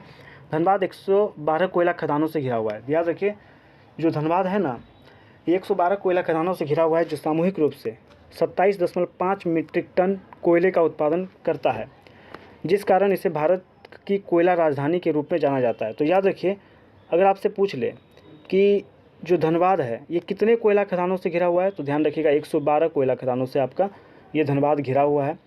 और हर साल धनबाद ये मिल करके धनबाद में कितना मीट्रिक टन कोयला का उत्पादन होता है यहाँ? तो 27.5 मीट्रिक टन कोयला का यहाँ पर उत्पादन होता है और इसी वजह से इसको भारत की कोयला राजधानी के रूप में हम लोग जानते हैं। ठीक, चलिए नेक्स्ट हम लोग बढ़ते हैं गुमला। गुमला से संबंधित याद रखिए झारखंड के नवरत्नगढ़ को निम्न में किस नाम से जानते हैं? तो याद रखिए दोईसागढ़। राजा दुर्जन साल के बारे में आपको पता होगा, जिसको कि जहांगीर अरेस्ट करके रखा था, ठीक है, और हीरा की परख के कारण जहांगीर ने उनको छोड़ा भी था। तो नवरत्नगढ़ जिसको दोईसागढ़ के नाम से हम लोग जानते हैं, आइए इसका व्याख्या देखते हैं। यहाँ पर दोईसागढ़ नागवंशियों की राजधानी के रूप में फेमस है। और दोईसागढ़ को कैपिटल किसने बनाया था? तो दुर्जन साल ने बनाया था। यह गुमला जिले में स्थित है। तो पूछ लेगा कि बताओ बाबू दोईसागढ़ कहाँ पे है? तो गुमला में है। यहाँ की नवरत्नगढ़ किले का निर्माण नागवंशी राजा दुर्जन साल ने कराया था। मूलतः यह 5 मंजिला था। ये जो दोईसागढ़ नवरत्नगढ़ का किला था कितना मंजिला था? 5 मंजिला। तो पूछता है कई बार कितना मंजिला था? 5 मंजिला था। चलिए यहाँ पर देखिए कुछ पॉइंट्स मैंने यहाँ पर लिखे हुए हैं, ठीक है, इसको थोड़ा सा रिवाइज कर लेते हैं। देखिए रांची विश्वविद्यालय की स्थापना कब हुई? तो 12 जुलाई 1960 को। रांची विश्वविद्यालय अगर पूछेगा इसकी स्थापना कब हुई? 12 जुलाई 1960, याद रखिएगा। विनोबा भावे विश्वविद्यालय की स्थापना कब हुई? तो याद रखिए 17 सितंबर 1992। विनोबा भावे विश्वविद्यालय की स्थापना 17 सितंबर 1992 को। नीलांबर पीताम्बर विश्वविद्यालय की स्थापना 2009। नीलांबर पीताम्बर विश्वविद्यालय की स्थापना 2009 में। कोल्हान विश्वविद्यालय की स्थापना कब हुई? 2009 में। श्यामा प्रसाद मुखर्जी 2009। और हाँ याद रखिए श्यामा प्रसाद मुखर्जी को 2019 में, यहाँ पे मैंने गलत बोल दिया, 2019 में इनको पद्मश्री से नवाजा गया था। ये पॉइंट ध्यान रखिएगा। फिर विनोद बिहारी महतो कोयलांचल विश्वविद्यालय, ये कब बना? 17 मार्च 2017। विनोद बिहारी महतो कोयलांचल विश्वविद्यालय कब बना? तो 23 मार्च 2017 को। चलिए इसके अलावा आपको यहाँ पे और क्या क्या याद रखना है? बिरसा कृषि विश्वविद्यालय कब बना? 1981। और हाँ जब आप डिजास्टर मैनेजमेंट पढ़िएगा, जेपीएससी में सिलेबस भी है आपका डिजास्टर मैनेजमेंट से संबंधित, तो वहाँ पर बिरसा कृषि विश्वविद्यालय के बारे में आपको क्या याद रखना है कि बिरसा कृषि विश्वविद्यालय को रिस्पॉन्सिबिलिटी मिली है किस चीज़ की? तो सूखा से निपटने की। अगर सूखा से संबंधित डिजास्टर झारखंड में आता है तो उससे निपटने की जिम्मेदारी किसकी है? बिरसा कृषि विश्वविद्यालय की है। तो ये पॉइंट आपको यहाँ पर ध्यान रखना है। ओके, और यहाँ पर आपको याद रखिए बीआईटी मिश्रा देखिए, एक है बीआईटी सिंदरी, ठीक है, एक आपका है सिंदरी, बीआईटी सिंदरी। तो बीआईटी सिंदरी की अगर मैं आपसे अब स्थापना पूछूँ कब हुआ था बीआईटी सिंदरी का स्थापना, तो याद रखिए 1949 में, ठीक है। और बीआईटी मिश्रा की स्थापना कब हुई? तो 1955 में बीआईटी मिश्रा की स्थापना याद रखिएगा। बीआईटी मिश्रा की स्थापना ध्यान रखिए, एक सेकेंड। बीआईटी मिश्रा 1955 और बीआईटी सिंदरी कब? 1949। देखिए बीआईटी मिश्रा क्रिज मोहन बिरला द्वारा बनाया गया था। क्रिज मोहन बिरला द्वारा 1972 में स्वायत्त और 1986 में डिम्ड। 1972 में स्वायत्त का दर्जा इसको मिला और 1986 में इसको डिम्ड यूनिवर्सिटी का दर्जा। तो झारखंड में एकमात्र डिम्ड यूनिवर्सिटी कौन है? तो बीआईटी मिश्रा है। स्थापना 1985 में हुआ था, ठीक है। तो इतना पॉइंट आपको यहाँ पर ध्यान रखना है। चलिए अब हम लोग डिस्कस करेंगे शिक्षण संस्थान। शिक्षण संस्थान से 3 क्वेश्चन आपको जेपीएससी पीटी में पूछा जाएगा सिलेबस में जैसा कि लिखा हुआ है। तो चलिए इसके बारे में हम लोग डिस्कस करते हैं। तो देखिए झारखंड के विश्वविद्यालय से संबंधित, तो झारखंड राज्य में डिम्ड 2B विश्वविद्यालय सहित कितने विश्वविद्यालय हैं?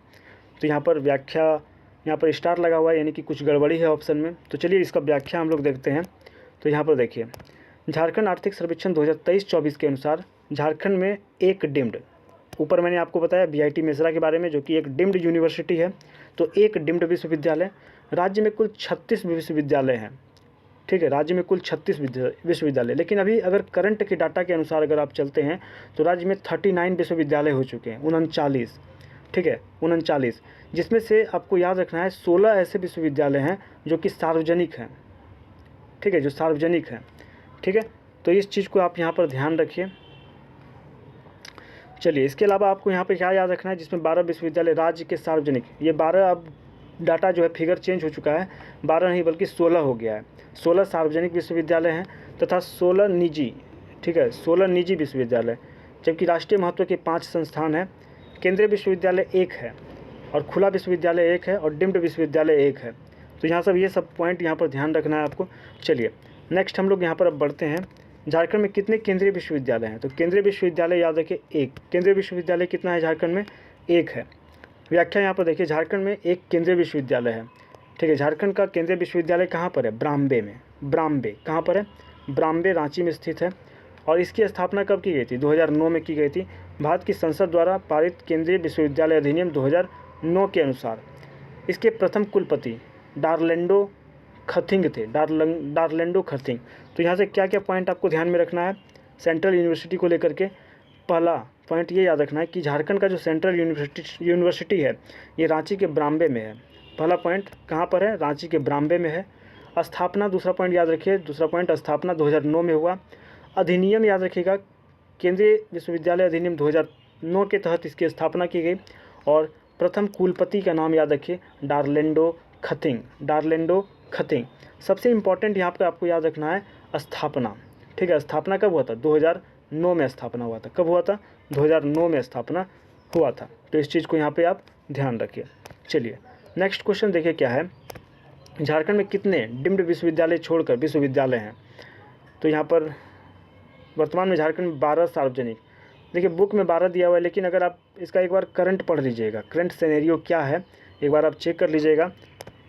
ओके, चलिए नेक्स्ट हम लोग बढ़ते हैं। अगला क्वेश्चन देखिए, इनमें से कौन सा विश्वविद्यालय एक डीम्ड विश्वविद्यालय है?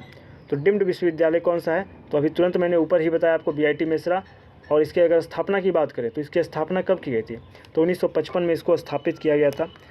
इसका यहाँ पर व्याख्या देखते हैं, तो व्याख्या देख लीजिए। Birla institute of technology, BIT का यहाँ पर फुल फॉर्म क्या है? Birla institute of technology, BIT Mesra, Jharkhand का एक डीम्ड विश्वविद्यालय है। इसकी स्थापना प्रसिद्ध उद्योगपति त्रिजमोहन बिरला, ठीक है, ब्रिजमोहन है शायद, ब्रिजमोहन बिरला द्वारा 1955 में रांची के मेसरा में किया गया। यह भारत का प्रथम संस्थान है जिसे 1972 में स्वायत्त संस्था का दर्जा प्रदान किया गया तथा 1986 में डीम्ड यूनिवर्सिटी का दर्जा प्रदान किया गया। तो ध्यान रखना है, जो बीआईटी मेसरा है, बीआईटी मेसरा, इसको स्वायत्त संस्था का दर्जा कब दिया गया? तो 1972 में स्वायत्त संस्था का दर्जा। और आपको याद रखना है डीम्ड यूनिवर्सिटी का दर्जा बीआईटी मेसरा को कब मिला? तो डीम्ड यूनिवर्सिटी का दर्जा 1986 में मिला और स्वायत्त संस्था का दर्जा 1972 में। और इसके बारे में याद रखना, यह देश का प्रथम तकनीकी संस्था है। देश का प्रथम तकनीकी संस्था है जिसने अपनी सेंटर विदेश में स्थापित की। तो बीआईटी मेसरा के बारे में याद रखिएगा, यह देश का प्रथम तकनीकी संस्था है जिसने अपना सेंटर विदेश में स्थापित की। तो अगर स्टेटमेंट यहाँ से बनाता है तो पूछेगा बीआईटी मेसरा देश का प्रथम तकनीकी संस्था है जिसने अपना सेंटर विदेश में स्थापित की, तो बोलेंगे हाँ स्टेटमेंट सही है। ठीक है, इसके द्वारा 2000 में बहरीन में अपना सेंटर स्थापित किया था। 2000 ईस्वी में इसने बीआईटी मेसरा ने कहाँ पर? बहरीन में। कहाँ पर? तो याद रखिएगा बहरीन में। कहाँ पर? बहरीन में। कब? 2000 ईस्वी में बहरीन में इसने अपना सेंटर स्थापित किया था। नेक्स्ट क्वेश्चन देखिए क्या है, रांची विश्वविद्यालय की स्थापना किस विश्वविद्यालय से अलग करके हुई थी? तो ध्यान रखिए बिहार विश्वविद्यालय। रांची विश्वविद्यालय की जो स्थापना है कौन से विश्वविद्यालय से अलग करके हुई थी? तो बिहार विश्वविद्यालय से अलग करके हुई थी। ठीक है, चलिए इसका हम लोग थोड़ा सा व्याख्या देख लेते हैं। रांची विश्वविद्यालय की स्थापना 12 जुलाई 1960 को तत्कालीन बिहार विश्वविद्यालय मुजफ्फरपुर से अलग करके किया गया था। तो रांची विश्वविद्यालय का जो गठन किया गया, स्थापना किया गया, ये तत्कालीन बिहार विश्वविद्यालय जो मुजफ्फरपुर में था वहाँ से अलग करके किया गया। कब? तो 12 जुलाई 1960 को। यह झारखंड का प्रथम विश्वविद्यालय है। रांची विश्वविद्यालय को विभाजित कर 1992 में विनोबा भावे विश्वविद्यालय, ठीक है, 1992 में क्या हुआ कि रांची विश्वविद्यालय को विभाजित करके 1992 में विनोबा भावे विश्वविद्यालय हजारीबाग और 2009 में नीलांबर पीताम्बर विश्वविद्यालय बनाया गया मेदिनीनगर में जो कि है, और 2009 में ही कोल्हान विश्वविद्यालय जो चाईबासा में है, और 2019 में डॉक्टर श्यामा प्रसाद मुखर्जी विश्वविद्यालय जो रांची में है इसका गठन किया गया। ये सब रांची यूनिवर्सिटी को ही मतलब तोड़ करके किया गया। ठीक है, चलिए अगला प्रश्न है, झारखंड में रांची विश्वविद्यालय की स्थापना किस वर्ष हुई थी? ठीक है, किस वर्ष हुई थी? तो अभी हमने डिस्कस किया 1960 में। कब? 1960 में। चलिए नेक्स्ट है, झारखंड में विनोबा भावे विश्वविद्यालय में किस शहर में स्थित है? विनोबा भावे विश्वविद्यालय रांची में स्थित है, रांची में स्थित है। और विनोबा भावे विश्वविद्यालय बना कब था? तो 1992 में, 17 सितंबर 1992 में इसकी स्थापना की गई थी। यहाँ पर इसका व्याख्या देख लेते हैं। विनोबा भावे विश्वविद्यालय की जो स्थापना है 17 सितंबर 1992 को रांची विश्वविद्यालय से विभाजित करके किया गया था। इस विश्वविद्यालय का मुख्यालय हजारीबाग में है। देखिए, जो विनोबा भावे विश्वविद्यालय है इसका मुख्यालय कहाँ पर है? हजारीबाग में, ठीक है। ऐसे देखिए, विनोबा भावे विश्वविद्यालय है कहाँ पे? हजारीबाग, ठीक है। यहाँ पे मैंने गलत तो नहीं बोल दिया। झारखंड में जो विनोबा भावे विश्वविद्यालय ये हजारीबाग में है। अगर मैंने रांची बोला होगा तो इसके लिए मैं माफ़ी चाहता हूँ। ये हजारीबाग में है, ठीक है। स्थापना कब किया गया? तो स्थापना याद रखिए 17 सितंबर 1992 को इसको स्थापित किया गया। इस विश्वविद्यालय का जो मुख्यालय है हजारीबाग, तो पूछेगा कि बताइए विनोबा भावे विश्वविद्यालय का मुख्यालय कहाँ पर है? हजारीबाग में स्थित है। और 23 मार्च 2017 को विनोबा भावे विश्वविद्यालय को विभाजित कर विनोद बिहारी महतो कोयलांचल विश्वविद्यालय धनबाद की स्थापना की गई। तो यहाँ से आपको एक पॉइंट और क्या पता चला कि जो विनोद बिहारी महतो कोयलांचल विश्वविद्यालय कहाँ पर है? धनबाद में स्थित है। तो इसको ध्यान रखिएगा। चलिए नेक्स्ट हम लोग क्वेश्चन देखते हैं। झारखंड के हजारीबाग में विनोबा भावे विश्वविद्यालय की स्थापना किस वर्ष हुई? तो हजारीबाग में जो विनोबा भावे विश्वविद्यालय की स्थापना है ये 1992 17 सितंबर 1992 में हुई। नेक्स्ट क्वेश्चन हम लोग देखते हैं। देखिए, झारखंड के दुमका में सिद्धू कान्हू मुर्मू विश्वविद्यालय की स्थापना किस वर्ष की गई थी? तो किस वर्ष की गई थी? 1992 में की गई थी। सिद्धू कान्हू, जिसको शॉर्ट में हम लोग SKMU बोलते हैं, ठीक है। यहाँ पर व्याख्या देख सकते हैं। सिद्धू कान्हू मुर्मू विश्वविद्यालय की स्थापना 10 जनवरी 1992 को तिलका मांझी विश्वविद्यालय भागलपुर से अलग करके की गई। तो SKMU की जो स्थापना है ये किस यूनिवर्सिटी से अलग करके की गई? तो भागलपुर में आपको मिलेगा तिलका मांझी विश्वविद्यालय, वहाँ से अलग करके SKMU विश्वविद्यालय की स्थापना की गई। इस विश्वविद्यालय की स्थापना संथाल विद्रोह के नायक सिद्धू मुर्मू और कान्हू मुर्मू के नाम पर की गई है। पूर्व में सिद्धू कान्हू विश्वविद्यालय के नाम से जाना जाता था, किंतु 2003 में इसका नाम बदलकर सिद्धू कान्हू मुर्मू विश्वविद्यालय कर दिया गया, ठीक है। इस पॉइंट को यहाँ पर ध्यान रखिए। नेक्स्ट हम लोग देखते हैं, पूर्व में तिलका मांझी विश्वविद्यालय का हिस्सा क्या था? पूर्व में तिलका मांझी विश्वविद्यालय का हिस्सा क्या था? तो ऑप्शन यहाँ पर बी, सिद्धू कान्हू मुर्मू विश्वविद्यालय, ठीक है। नेक्स्ट क्वेश्चन देखिए। नेक्स्ट है, सही उत्तर को चिन्हित करें। फूलो झानो मुर्मू मेडिकल कॉलेज, ठीक है। जो फूलो झानो मुर्मू मेडिकल कॉलेज है ये आपका SKMU के अंडर में आता है, यानी सिद्धू कान्हू मुर्मू विश्वविद्यालय के अंडर है ये, ठीक है। नेक्स्ट हम लोग देखते हैं, फूलो झानो मुर्मू मेडिकल कॉलेज दुमका में स्थित है। इसकी स्थापना 2019 में की गई थी। प्रारंभ में दुमका मेडिकल कॉलेज के नाम से जाना जाता था इसको।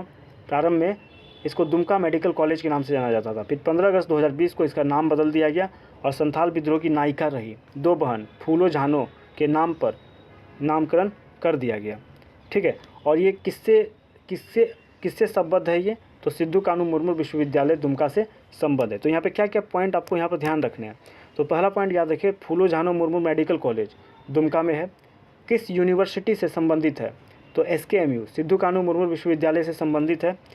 इसकी स्थापना कब हुई थी? फूलो झानो मुर्मू मेडिकल कॉलेज की स्थापना 2019 में की गई थी, ठीक है। प्रारंभ में जब स्थापित हुआ तो इसका दुमका मेडिकल कॉलेज नाम था, लेकिन नाम कब चेंज हुआ? तो 15 अगस्त 2020 को इसका नाम बदल दिया गया। स्थापना हुआ था 2019 में, नाम चेंज हुआ 15 अगस्त 2020 में। तो इतना पॉइंट आपको ध्यान में रखना है। चलिए अगला क्वेश्चन देखते हैं। इनमें कौन सा झारखंड का पहला कृषि विश्वविद्यालय है? इनमें कौन सा झारखंड का पहला विश्वविद्यालय है? तो याद रखिए, बिरसा कृषि विश्वविद्यालय। बिरसा कृषि विश्वविद्यालय झारखंड का पहला कृषि विश्वविद्यालय है। और इसके बारे में आपको क्या याद रखना है कि झारखंड में सूखा से रिलेटेड जो भी डिजास्टर आता है उसका देख रखाव कौन करता है? तो बिरसा कृषि विश्वविद्यालय। तो ये पॉइंट आपको ध्यान में रखना है। चलिए यहाँ पर व्याख्या देख सकते हैं। झारखंड का जो पहला कृषि विश्वविद्यालय बिरसा कृषि विश्वविद्यालय है, इस विश्वविद्यालय की स्थापना 26 जून 1981। तो अगर आपको पूछे कि बिरसा कृषि विश्वविद्यालय की स्थापना कब की गई? 26 जून 1981 को की गई। भारत के तत्कालीन प्रधानमंत्री श्रीमती इंदिरा गांधी द्वारा इसके औपचारिक उद्घाटन के बाद इसको शुरू किया गया। चलिए नेक्स्ट यहाँ पर देखिए, कांके में बिरसा कृषि विश्वविद्यालय में निम्न संकाय उपलब्ध है, यानी कि कौन कौन सा फैकल्टी यहाँ पर पढ़ाया जाता है, क्या क्या सब्जेक्ट है यहाँ पर, तो इसके बारे में पूछा जा रहा है। तो यहाँ पर देख सकते हैं ऑप्शन डी, यहाँ पर जो है कृषि, पशु चिकित्सा और वानिकी। यहाँ पर व्याख्या में आप देख सकते हैं कांके स्थित बिरसा कृषि विश्वविद्यालय में 3 संकाय कृषि, पशु चिकित्सा और विज्ञान और पशुपालन और वानिकी।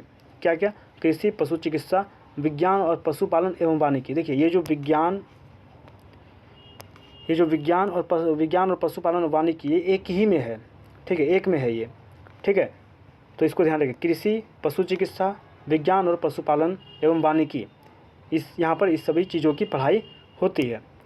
चलिए नेक्स्ट क्वेश्चन देखिए, झारखंड में बिरसा मुंडा कृषि विश्वविद्यालय किस शहर में है? तो याद रखिए रांची के कांके में है, कांके में, ठीक है। यहाँ पर व्याख्या देख सकते हैं, झारखंड का पहला कृषि विश्वविद्यालय बिरसा कृषि विश्वविद्यालय है। इस विश्वविद्यालय की स्थापना 26 जून 1981 को रांची के स्थित कांके में की गई थी। नेक्स्ट क्वेश्चन की ओर बढ़ते हैं। अगला देखिए, किस संगठन के सहयोग से झारखंड में खेल विश्वविद्यालय की स्थापना हुई? तो यहाँ पर स्टार लगा हुआ है तो कुछ गड़बड़ी है ऑप्शन में, इसका व्याख्या हम लोग डायरेक्ट देखते हैं, ठीक है। तो यहाँ पर देख सकते हैं सेंट्रल कोलफील्ड लिमिटेड CCL ने झारखंड सरकार के साथ मिलकर 2016 में खेलगांव होटवार में खेल विश्वविद्यालय की स्थापना की थी। यह कैडेटों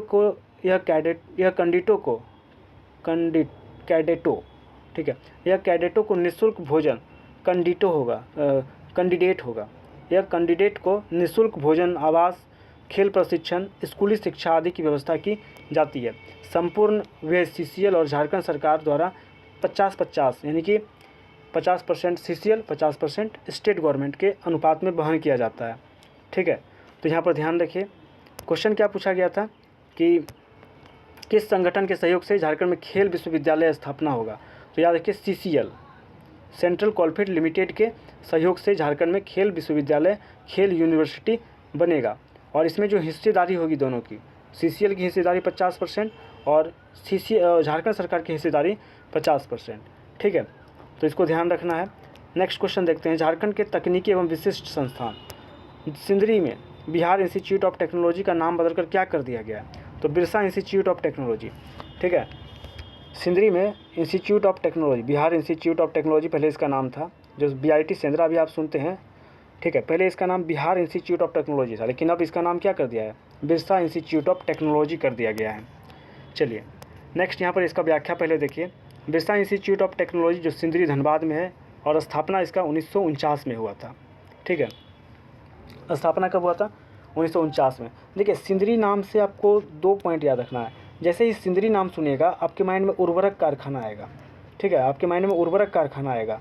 तो उर्वरक कारखाना की अगर स्थापना पूछेगा कि सिंदरी में उर्वरक कारखाना, उर्वरक प्लांट कब लगा, तो इसका डेट याद रखिए 1951, ठीक है। वहीं अगर आपको पूछेगा कि BIT सिंदरी कब बना, ठीक है, BIT सिंदरी कब बना, तो BIT सिंदरी ये आपका 1949। फिर आपको पूछेगा कि BIT मेसरा कब बना, मेसरा 1955, ठीक है। ये तीनों डेट कंफ्यूज नहीं करना है, ध्यान से इसको याद रखिएगा, ओके। इसको ध्यान रखिए, एक सेकेंड। तो यहाँ पर देख सकते हैं झारखंड गठन के पश्चात बदलकर इसका नाम बदलकर बिरसा इंस्टीट्यूट ऑफ टेक्नोलॉजी कर दिया गया। वर्तमान में यह झारखंड प्रौद्योगिकी विश्वविद्यालय रांची से संबद्ध है, ठीक है। यानी कि जो BIT सिंदरी है किस यूनिवर्सिटी से संबद्ध है? तो याद रखिए ये रांची, झारखंड प्रौद्योगिकी विश्वविद्यालय रांची, झारखंड प्रौद्योगिकी विश्वविद्यालय रांची से ये संबद्ध है, ओके। चलिए नेक्स्ट हम लोग क्वेश्चन यहाँ पर देखते हैं, झारखंड के धनबाद में बिरसा इंस्टीट्यूट ऑफ टेक्नोलॉजी की स्थापना किस वर्ष की गई थी? किस वर्ष की गई थी? तो तुरंत अभी डिस्कस किया हमने 1949 में, ओके। चलिए नेक्स्ट क्वेश्चन हमारा देखिए क्या है, झारखंड के किस शहर में बिरसा मुंडा प्रौद्योगिकी संस्थान स्थित है? तो झारखंड के किस शहर में बिरसा मुंडा प्रौद्योगिकी संस्थान है? तो ध्यान रखिए धनबाद में, धनबाद के सिंदरी में बिरसा मुंडा प्रौद्योगिकी संस्थान कहाँ पर है? बिरसा मुंडा प्रौद्योगिकी संस्थान। देखिए यहाँ पर अगर आपको BIT सिंदरी नहीं बोलेगा तो फिर आप थोड़ा सा कन्फ्यूज हो जाइएगा, तो इसको ऐसे याद रखें, बिरसा मुंडा प्रौद्योगिकी संस्थान धनबाद में है। बिरसा मुंडा प्रौद्योगिकी संस्थान कहाँ पर है? धनबाद में। तो यहाँ पर आपको कन्फ्यूज नहीं करना है। चलिए नेक्स्ट हम लोग यहाँ पर देखते हैं, बिरला तकनीकी संस्थान, बिरला तकनीकी संस्थान झारखंड के किस शहर में? बिरला तकनीकी संस्थान ये रांची में है। बिरला तकनीकी संस्थान कहाँ पर है? रांची में है। यहाँ पर इसका व्याख्या देखिए, बिरला तकनीकी संस्थान, बिरला इंस्टीट्यूट ऑफ टेक्नोलॉजी, ठीक है। देखिए अभी हमने क्या डिस्कस किया, यहाँ पर थोड़ा सा गौर करिएगा। अभी हमने क्या डिस्कस किया कि धनबाद में जो BIT है, धनबाद में जो बीआईटी है उसका फुल फॉर्म है बिरसा इंस्टीट्यूट ऑफ टेक्नोलॉजी, ठीक है। और वहीं रांची में जो बीआईटी है, तो रांची वाले बीआईटी का फुल फॉर्म है बिरला इंस्टीट्यूट ऑफ टेक्नोलॉजी। तो ये दोनों अंतर आपको पता होना चाहिए, ठीक। तो ये पॉइंट ध्यान रखें कि धनबाद में जो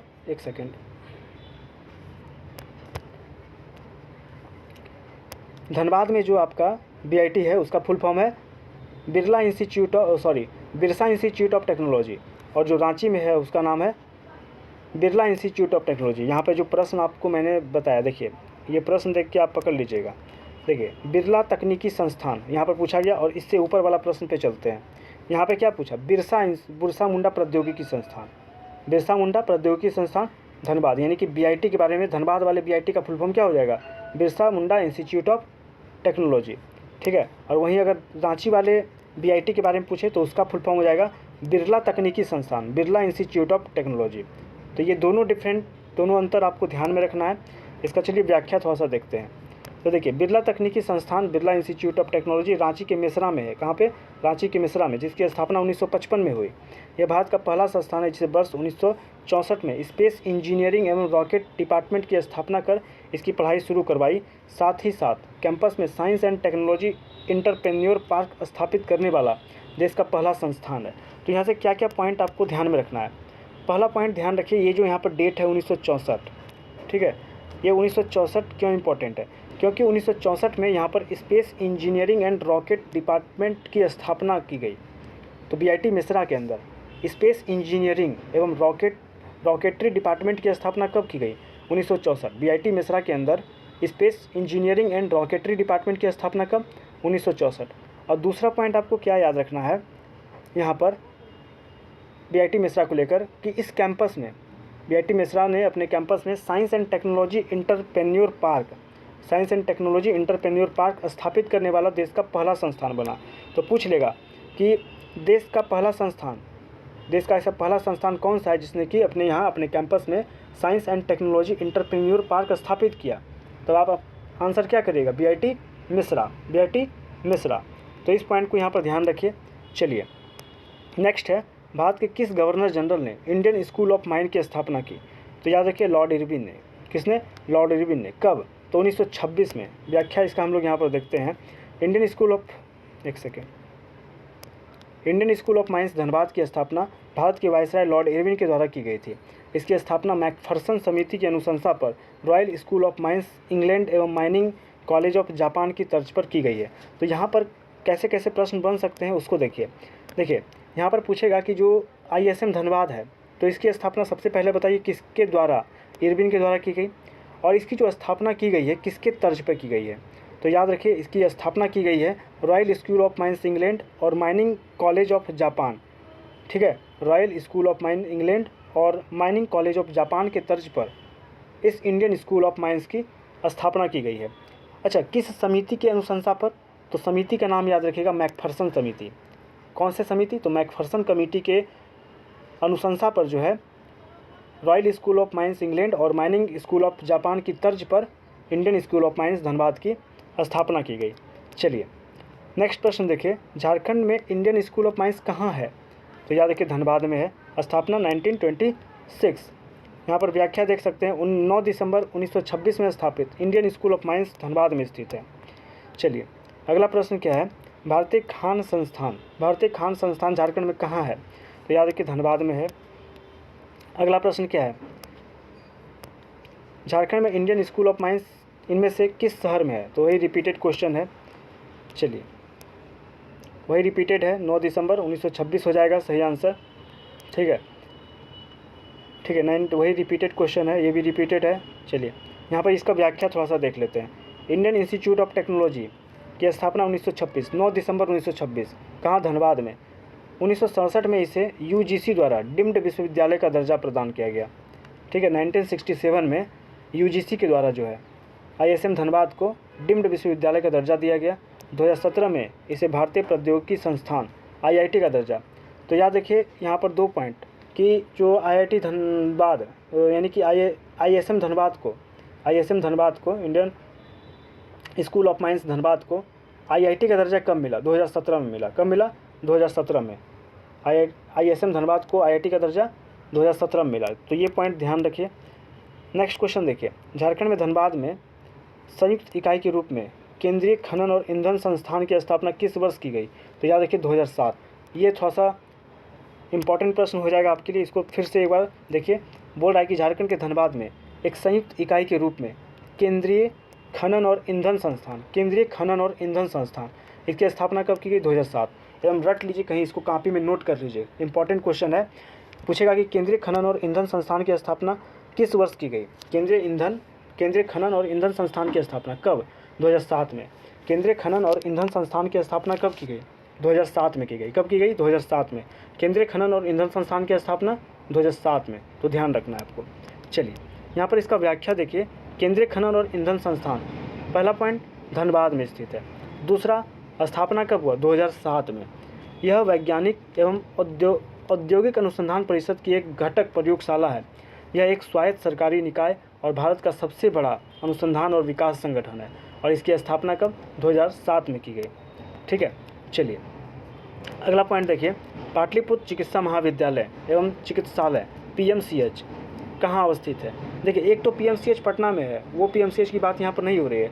यहाँ पर पूछा जा रहा है पाटलिपुत्र चिकित्सा महाविद्यालय एवं चिकित्सालय, ये आपको धनबाद में देखने को मिलेगा। कहाँ पर? धनबाद में देखने को मिलेगा। इससे रिलेटेड यहाँ पर देख सकते हैं व्याख्या। पाटलिपुत्र चिकित्सा महाविद्यालय व चिकित्सालय की जो स्थापना है 1971 में धनबाद में किया गया था।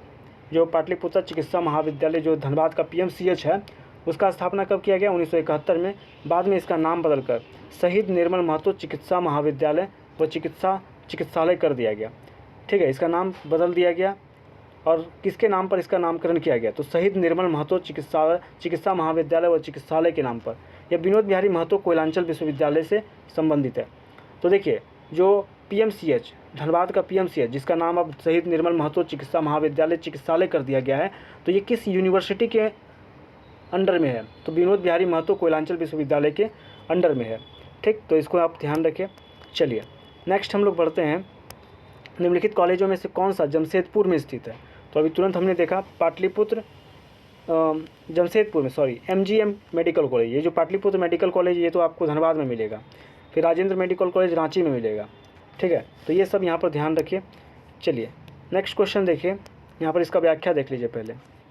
महात्मा गांधी मेमोरियल मेडिकल कॉलेज एवं हॉस्पिटल जमशेदपुर में है। MGM का जो फुल फॉर्म है ना, Mahatma Gandhi memorial, MGM, Mahatma M for Mahatma, G for Gandhi, M for memorial. तो MGM जो मेडिकल कॉलेज है एंड हॉस्पिटल, ये कहाँ पर है? जमशेदपुर। तो अगर आपसे पूछ दे कि Mahatma Gandhi memorial medical college, तो आपको चकराना नहीं है। ठीक है, भौचक्का नहीं होना है। महात्मा गांधी मेमोरियल मेडिकल कॉलेज कहाँ पर है? ध्यान रखिए, जमशेदपुर। आपको शॉर्ट में नहीं पूछ के आपको मतलब कि विस्तारित रूप पूछ देगा कि Mahatma Gandhi memorial and medical college कहाँ पर है? जमशेदपुर में है। MGM मेडिकल कॉलेज की स्थापना कब हुई थी? तो 1961 में। MGM मेडिकल कॉलेज की स्थापना कब हुई थी? 1961 में, एक निजी संस्थान के रूप में, जिसे बिहार सरकार द्वारा 1979 में अधिग्रहित कर लिया गया था और कोल्हान विश्वविद्यालय से इसको संबद्ध किया गया। तो पूछेगा कि जो MGM मेडिकल कॉलेज है ये किस यूनिवर्सिटी में आता है? तो कोल्हान विश्वविद्यालय। MGM मेडिकल कॉलेज किस यूनिवर्सिटी के अंतर्गत संबद्ध है? तो कोल्हान विश्वविद्यालय के अंतर्गत संबद्ध है। ठीक है, चलिए नेक्स्ट XLRI को निम्नलिखित में किस वर्ष स्थापित किया गया? तो XLRI को याद रखिएगा 1949। एक टर्म आप सुने होंगे XISS।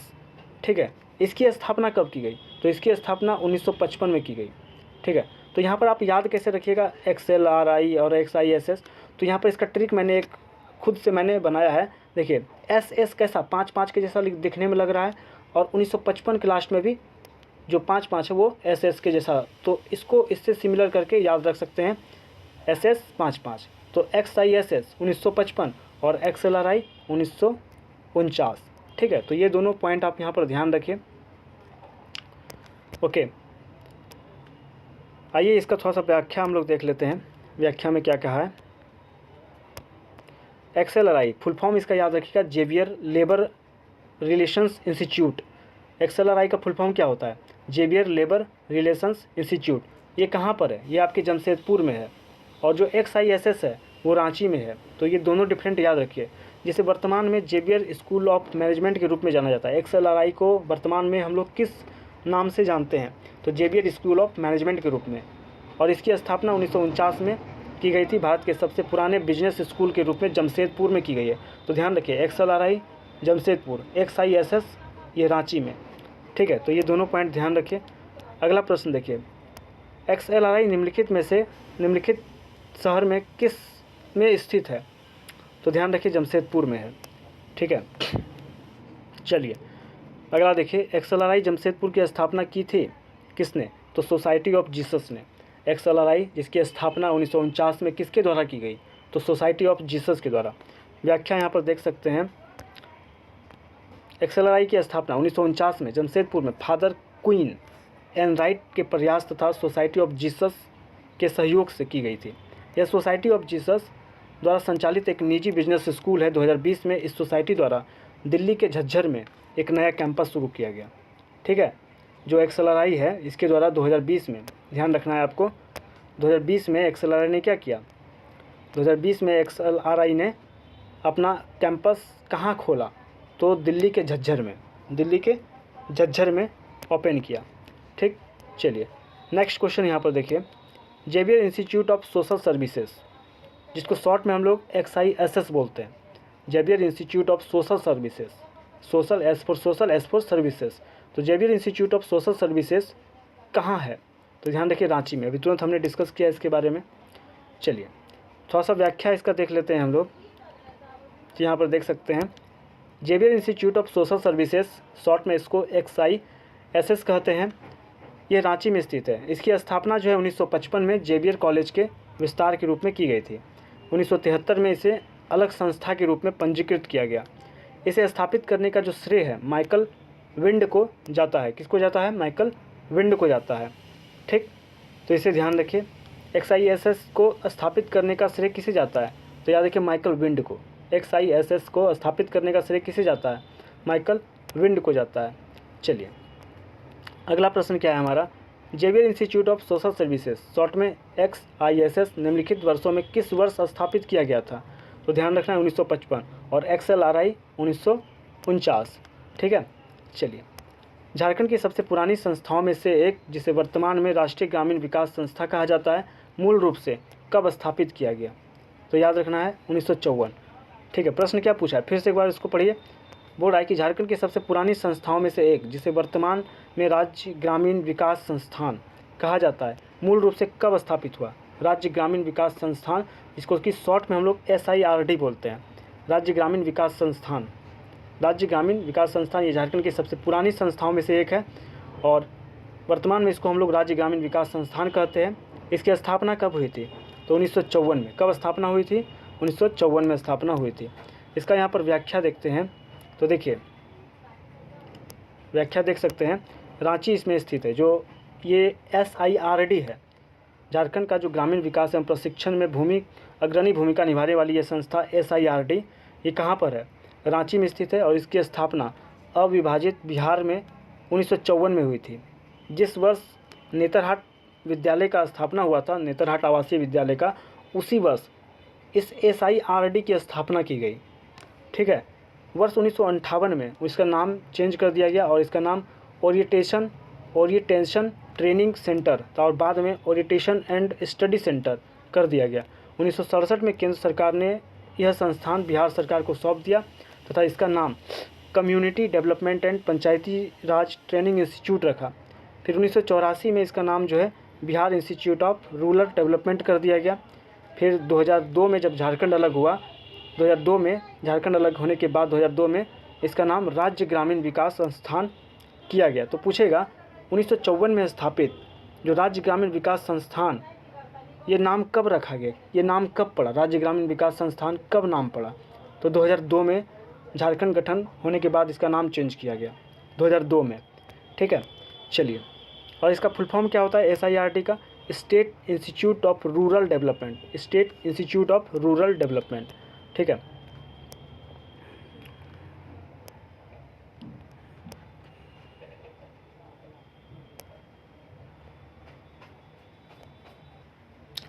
नेक्स्ट क्वेश्चन देखिए। नेक्स्ट है, रांची के प्रसिद्ध पर्यटक आकर्षण टैगोर हिल जो रामकृष्ण मिशन आश्रम का होम है, जिसे डैश स्थित है, जिसमें डैश स्थित है, तो याद रखिए कृषि व्यावसायिक संस्थान। ठीक है, व्याख्या देखिए, रामकृष्ण मिशन आश्रम रांची में टैगोर हिल के आधार पर स्थित है। यह आश्रम एग्रे रिबन वोकेशनल इंस्टीट्यूट और दिव्यायन का भी केंद्र है, जिसमें कृषि व्यावसायिक संस्थान स्थित है। ठीक है, तो रांची का जो प्रसिद्ध पर्यटक आकर्षण टैगोर हिल जो रामकृष्ण मिशन आश्रय का होम है, जिसमें क्या स्थित है, उसमें कृषि व्यावसायिक संस्थान स्थित है। ठीक है, एक बार फिर से क्वेश्चन रिपीट करता हूँ मैं। रांची का जो टैगोर हिल है वहाँ पर रामकृष्ण मिशन का होम है, और रामकृष्ण मिशन के होम उसमें क्या है, तो कृषि व्यावसायिक संस्थान है। वहाँ पर क्या है, कृषि व्यावसायिक संस्थान है, तो इसको ध्यान रखना है। चलिए नेक्स्ट क्वेश्चन देखिए, Indian institute of natural and resin and gums को पहले किस नाम से जाना जाता था, तो पहले इसको किस नाम से जाना जाता था, तो ध्यान रखना है, इसको पहले जो है केंद्रीय लाख अनुसंधान संस्थान, केंद्रीय लाख अनुसंधान संस्थान के नाम से जाना जाता था। आइए इसका व्याख्या हम लोग देखते हैं। यहाँ पर Indian institute of natural and resin gums भारतीय प्राकृतिक राल एवं गोंद संस्थान, जिसकी स्थापना 1924 में नामकुम रांची में हुई थी। इसको पूर्व में केंद्रीय लाख अनुसंधान संस्थान के नाम से जाना जाता था। 2022 में इस संस्थान का नाम बदल दिया गया और राष्ट्रीय द्वितीयक कृषि संस्थान कर दिया गया। 2022 में इसका नाम बदल के राष्ट्रीय द्वितीयक कृषि संस्थान कर दिया गया। ठीक है, स्थापना कब हुआ था, तो ध्यान रखिएगा, स्थापना 1924 नामकुम में किया गया था। ये पॉइंट आपको ध्यान में रखना है। ठीक है, अच्छा, तसर संस्थान कहाँ पे, तसर संस्थान पता है, रांची में नगड़ी में है, ये पॉइंट याद रखिएगा। और नामकुम में आपका लाख से संबंधित है, तो ये दोनों पॉइंट यहाँ पर ध्यान रखिए। चलिए नेक्स्ट क्वेश्चन देखिए, भारतीय प्राकृतिक राल एवं गोंद संस्थान कहाँ है, नामकुम में। ठीक है, चलिए नेक्स्ट यहाँ पर देखिए, Indian institute of natural and resin gums निम्नलिखित शहर में से कहाँ स्थित है, तो ये रांची में है। रांची में कहाँ पर, नामकुम में। कहाँ पर, नामकुम में। नेक्स्ट है, स्थापना कब हुई थी उसकी, तो 1924 में, ये भी ध्यान रखिएगा। केंद्रीय खनन और ईंधन अनुसंधान संस्थान कहाँ है, तो अभी ऊपर ही हमने डिस्कस किया, जिसकी स्थापना 2007 में हुई थी, धनबाद में है। ठीक है, नहीं वो वाला नहीं, सॉरी, ये वो वाला नहीं, ये दूसरा था। चलिए इसको थोड़ा सा पहले हम लोग व्याख्या इसका देखते हैं, क्या है इसमें नहीं है। तो यहाँ पर देख सकते हैं, केंद्रीय ईंधन अनुसंधान संस्थान की स्थापना 1946 में की गई थी। केंद्रीय ईंधन अनुसंधान संस्थान की स्थापना कब की गई थी, 1946 में की गई थी, जबकि केंद्रीय खनन अनुसंधान संस्थान 1956 में की गई थी। 2007 में उपर्युक्त दोनों संस्थानों को मिलाकर इसका नाम केंद्रीय खनन एवं ईंधन अनुसंधान संस्थान कर दिया गया। ठीक है, तो समझिए उसी से संबंधित है, ऊपर जो हमने प्रश्न किया था उसी से संबंधित है, लेकिन यहाँ पर पूरा एक्सप्लेन करके बताया गया है। बोल रहा है कि केंद्रीय ईंधन अनुसंधान संस्थान जो था ना, केंद्रीय ईंधन अनुसंधान संस्थान, इसकी स्थापना 1946 में की गई। और केंद्रीय खनन अनुसंधान संस्थान, केंद्रीय ईंधन, देखिए यहाँ पर वर्ड पकड़िएगा, पहला पॉइंट, एक मिनट इसको डिलीट करते हैं। तो यहाँ पर देखिए, पेन चालू करने दीजिए। यहाँ पर बोल रहा है केंद्रीय ईंधन फ्यूल, तो केंद्रीय ईंधन अनुसंधान संस्थान 1946, पहला पॉइंट, गौर करिएगा। फिर केंद्रीय खनन कब, 1956। और 2007 में क्या किया गया, इस केंद्रीय ईंधन और केंद्रीय खनन दोनों इंस्टीट्यूट को मिला दिया गया और एक संयुक्त नाम इसको दिया गया, केंद्रीय खनन एवं ईंधन अनुसंधान, केंद्रीय खनन एवं ईंधन अनुसंधान, और इसकी स्थापना 2007 में की गई। ठीक है, कॉन्सेप्ट क्लियर हुआ। एक बार फिर से इसको हम लोग करते हैं, एक सेकेंड रुकिए।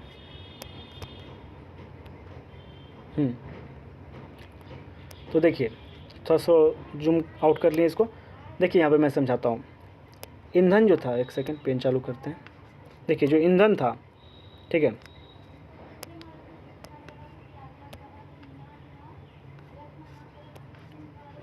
ईंधन कब बना, तो 1946।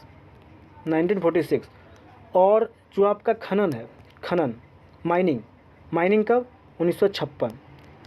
और दोनों को मिला दिया गया कब, 2007 में।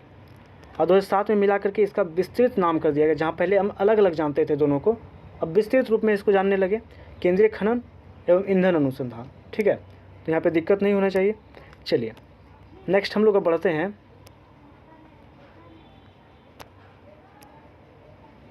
नेक्स्ट क्वेश्चन देखिए, केंद्रीय ईंधन शोध संस्थान जो प्रमुख शोध संस्थानों में से एक है, इसकी स्थापना 1945, ऊपर हमने अभी पढ़ा 1946, ठीक है 1946। तो यहाँ पे ऑप्शन यहाँ पे ए सही हो जाएगा, धनबाद में स्थित है। इसकी स्थापना 1946 में की गई थी। व्याख्या देखिए, केंद्रीय ईंधन शोध संस्थान जो प्रमुख शोध संस्थानों में से एक है, इसकी स्थापना 1946 धनबाद में हुई थी। ओके, चलिए नेक्स्ट हम लोग क्वेश्चन देखते हैं। लघु स्तरीय अनुसंधान संस्थान की स्थापना कहाँ की गई? सिंदरी में। लघु स्तरीय अनुसंधान संस्थान की स्थापना कहाँ की गई? सिंदरी में। लघु स्तरीय अनुसंधान संस्थान सिंदरी। लघु स्तरीय अनुसंधान संस्थान कहाँ पर? सिंदरी में, ठीक है। नेक्स्ट क्वेश्चन की ओर बढ़ते हैं। देखिए, झारखंड अंतरिक्ष अनुसंधान संस्थान रांची की स्थापना किस वर्ष की गई? तो याद रखिए 2003 में। झारखंड अंतरिक्ष अनुप्रयोग केंद्र, और इसके बारे में एक इम्पॉर्टेंट पॉइंट याद रखिएगा कि झारखंड में अगर बाढ़ की स्थिति आती है और जंगल की आग से संबंधित अगर कोई मामला आता है तो इसको निपटाने का जिम्मेदारी किसको मिला हुआ है? इसको मॉनिटरिंग करने का जिम्मेदारी किसको मिला हुआ है? तो वो मिला हुआ है आपका झारखंड अंतरिक्ष अनुप्रयोग केंद्र को। किसको? JSCA को, ठीक है। तो ये पॉइंट यहाँ पर ध्यान रखिए। इसकी स्थापना कब हुई? 2003 में हुई। चलिए, इसका यहाँ पर हम लोग व्याख्या देखते हैं। सूचना प्रौद्योगिकी विभाग द्वारा झारखंड अंतरिक्ष अनुप्रयोग केंद्र JSAC की स्थापना 2003 में रांची में की गई थी। कहाँ पर की गई थी? JSAC 2003 में। और इसको किस चीज़ का रिस्पॉन्सिबिलिटी है? किसके मॉनिटरिंग का रिस्पॉन्सिबिलिटी इसको दिया गया है? तो याद रखिए, जंगल की आग अगर कहीं लगती है, कोई मामला आता है और बाढ़ से संबंधित, तो ये रिस्पॉन्सिबिलिटी झारखंड अंतरिक्ष अनुप्रयोग केंद्र शॉर्ट में JSAC को मिला है। स्थापना कब हुआ? 2003 में हुआ, ठीक है। देखिए, इसके अलावा इसके बारे में और आपको क्या जानना है? यह कृषि, पर्यावरण संरक्षण, वानिकी, भूविज्ञान, वाटरशेड, खान और खनिज, उद्योग, परिवहन, मिट्टी और अन्य प्राकृतिक संसाधनों जैसे विभिन्न क्षेत्र में मूल्य वर्धित सेवाएं और निर्णय समर्थन देने वाला एक अग्रणी संगठन है। स्थापना कब हुआ? 2003 में। चलिए, नेक्स्ट है परमाणु ऊर्जा केंद्रीय विद्यालय डैश में स्थित है। तो कहाँ है? पूर्वी सिंहभूम में। व्याख्या देखिए, परमाणु ऊर्जा केंद्रीय विद्यालय तुरामडीह। परमाणु ऊर्जा केंद्रीय विद्यालय जमशेदपुर के तुरामडीह में है, ठीक है। और इसकी स्थापना 2006 में हुई थी। परमाणु ऊर्जा केंद्रीय विद्यालय की स्थापना कब हुई? 2006। झारखंड में तुरामडीह में जो परमाणु ऊर्जा केंद्रीय विद्यालय है, इसकी स्थापना कब हुई? 2006 में है, 2006 में। नेक्स्ट क्वेश्चन देखिए, झारखंड निवेश केंद्र डैश में स्थित है। तो झारखंड निवेश केंद्र कहाँ है? तो नई दिल्ली में है। देखिए, यहाँ पर आपको लगेगा कि झारखंड है, तो झारखंड में ही कहीं होगा निवेश, तो जमशेदपुर। कई लड़के क्या करेंगे? जमशेदपुर मार देंगे। ऐसा गलती नहीं करना है। झारखंड निवेश केंद्र कहाँ पर है? नई दिल्ली में है। झारखंड निवेश केंद्र कहाँ पर है? नई दिल्ली में है। एकदम पूरा इसको ध्यान से देखिएगा। नेक्स्ट बढ़ते हैं हम लोग। Garden rich ship builders and engineers limited का डीजल इंजन संयंत्र अवस्थित है। तो ये रांची में अवस्थित है। Garden rich ship builders and engineers limited का जो डीजल इंजन संयंत्र कहाँ अवस्थित है? रांची में अवस्थित है। इसका हम लोग व्याख्या देखते हैं। Garden rich ship builders and engineers limited का जो डीजल इंजन संयंत्र रांची में है, यह डीजल इंजन संयंत्र लाइसेंस प्राप्त इंजन का उत्पादन करता है। यहाँ MTU 396, 4000 एंड 538 श्रृंखला इंजनों के परीक्षण, संयोजन, ओवरहॉलिंग W6 रूटीन तक यहाँ किए जाते हैं। मई 2016 में इस संयंत्र में पोर्टेबल स्टील पुलों का निर्माण शुरू किया गया, ठीक है। चलिए, नेक्स्ट क्वेश्चन देखिए। झारखंड में वर्षा आश्रित चावल अनुसंधान केंद्र, ठीक है। झारखंड में वर्षा आश्रित चावल अनुसंधान केंद्र कहाँ पर है? तो ये हजारीबाग में। कृषि से संबंधित अगर पूछेगा मिट्टी अनुसंधान केंद्र, चावल अनुसंधान केंद्र, तो ये सब कहाँ मारिएगा? तो हजारीबाग मारना है। चलिए, यहाँ पर व्याख्या देख सकते हैं। चावल अनुसंधान केंद्र, केंद्रीय वर्षा आश्रित ऊपरी भूमि चावल अनुसंधान केंद्र, ये हजारीबाग डेमोटांड में है। डेमोटांड में। और इसकी स्थापना 1980 में की गई थी। तो हजारीबाग में जो चावल अनुसंधान केंद्र है, इसकी स्थापना कब की गई थी? 1980 में की गई थी। चलिए, अब हम लोग यहाँ पर विविध देखते हैं। अब हमारा समाप्त होने वाला है जो इंस्टीट्यूशन वाला टॉपिक है, इसको समाप्त करके वीडियो हम लोग समाप्त करेंगे। तो इसको हम लोग फटाफट से देख लेते हैं। तो झारखंड के नेतरहाट में आवासीय विद्यालय नेतरहाट के संबंध में निम्न पर विचार करने के लिए बोल रहा है। तो बोल रहा है कि इसकी स्थापना 15 नवंबर 1954 को की गई। तो हाँ, बिल्कुल, इसकी स्थापना 15 नवंबर 1954 को हुई थी। सही बात है। पहला बैच 60 विद्यार्थियों के साथ शुरू हुआ था? जी हाँ, पहला बैच 60 विद्यार्थियों के साथ शुरू हुआ था। पहले प्राचार्य का नाम चार्ल्स नेपियर था? जी हाँ, पहले प्राचार्य का नाम चार्ल्स नेपियर था। लेकिन चौथा में क्या बोल रहा है कि गुमला जिला में है? ना ना बाबा ना, ये गुमला में नहीं है, लातेहार में है, नेतरहाट में। ठीक, तो ये पॉइंट याद रखिए, ऑप्शन यहाँ पर सी सही उत्तर इसका हो जाएगा। चलिए इसका थोड़ा व्याख्या देख लेते हैं और क्या विशेष जानकारी है, क्या अलग है उसको देखते हैं। तो देखिए, नेतरहाट आवासीय विद्यालय की जो स्थापना है 15 नवंबर 1954 को चार्ल्स नेपियर के द्वारा किया गया। यह झारखंड के लातेहार जिला के नेतरहाट में है और इस विद्यालय के प्रथम प्रधानाध्यापक चार्ल्स नेपियर थे। इसका प्रथम बैच 60 विद्यार्थियों के साथ प्रारंभ किया गया था। ठीक, तो इतना पॉइंट आपको यहाँ ध्यान रखना है। नेक्स्ट प्रश्न देखिए क्या है, प्रसिद्ध नेतरहाट आवासीय विद्यालय कब स्थापित हुआ था? तो अभी तुरंत डिस्कस किए हम लोग 1954 में। चलिए अगला प्रश्न क्या है, प्रारंभ में सेंट कोलंबा कॉलेज हजारीबाग किस नाम से जाना जाता था? तो याद रखिए, प्रारंभ में जो सेंट कोलंबा कॉलेज है हजारीबाग का, वो डबलिन यूनिवर्सिटी मिशन कॉलेज के नाम से जाना जाता था। ठीक है, यहाँ पर इसका व्याख्या देख सकते हैं।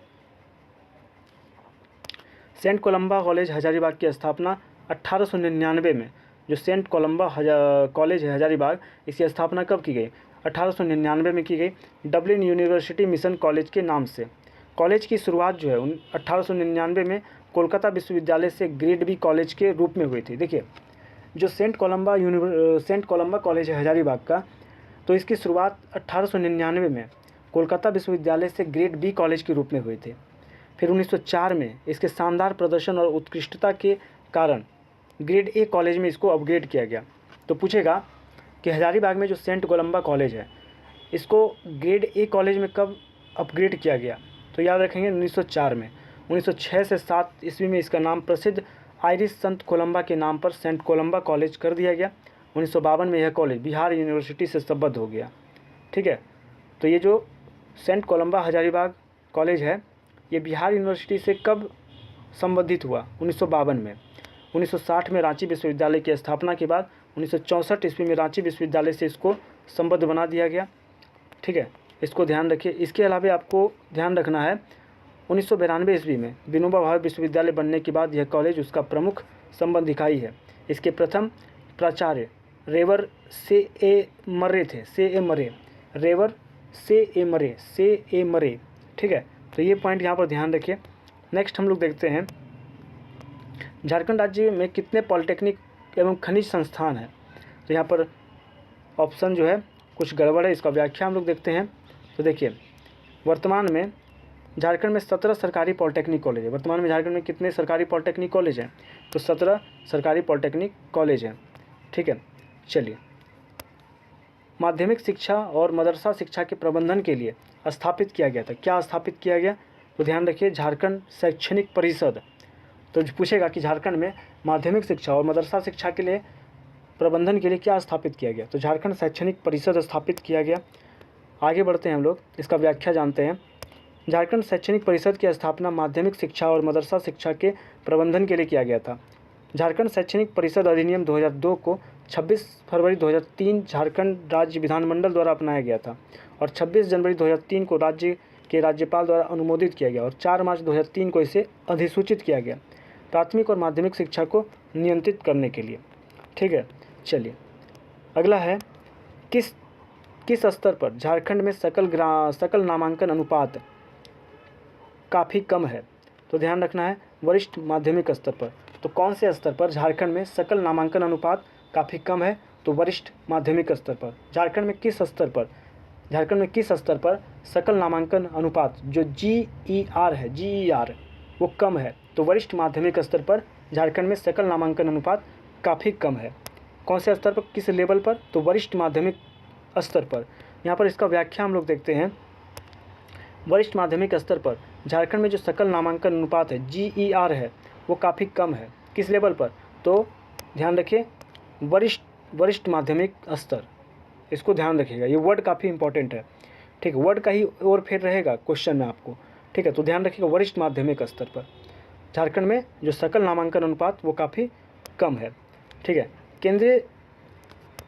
केंद्रीय शिक्षा मंत्रालय द्वारा जारी all India survey on higher education 2020-21 की अगर रिपोर्ट देखें तो इस रिपोर्ट के अनुसार झारखंड में 1 लाख की आबादी पर कॉलेजों की संख्या बढ़ी है, लेकिन यहाँ उच्च शिक्षा में सकल नामांकन अनुपात घट गया है।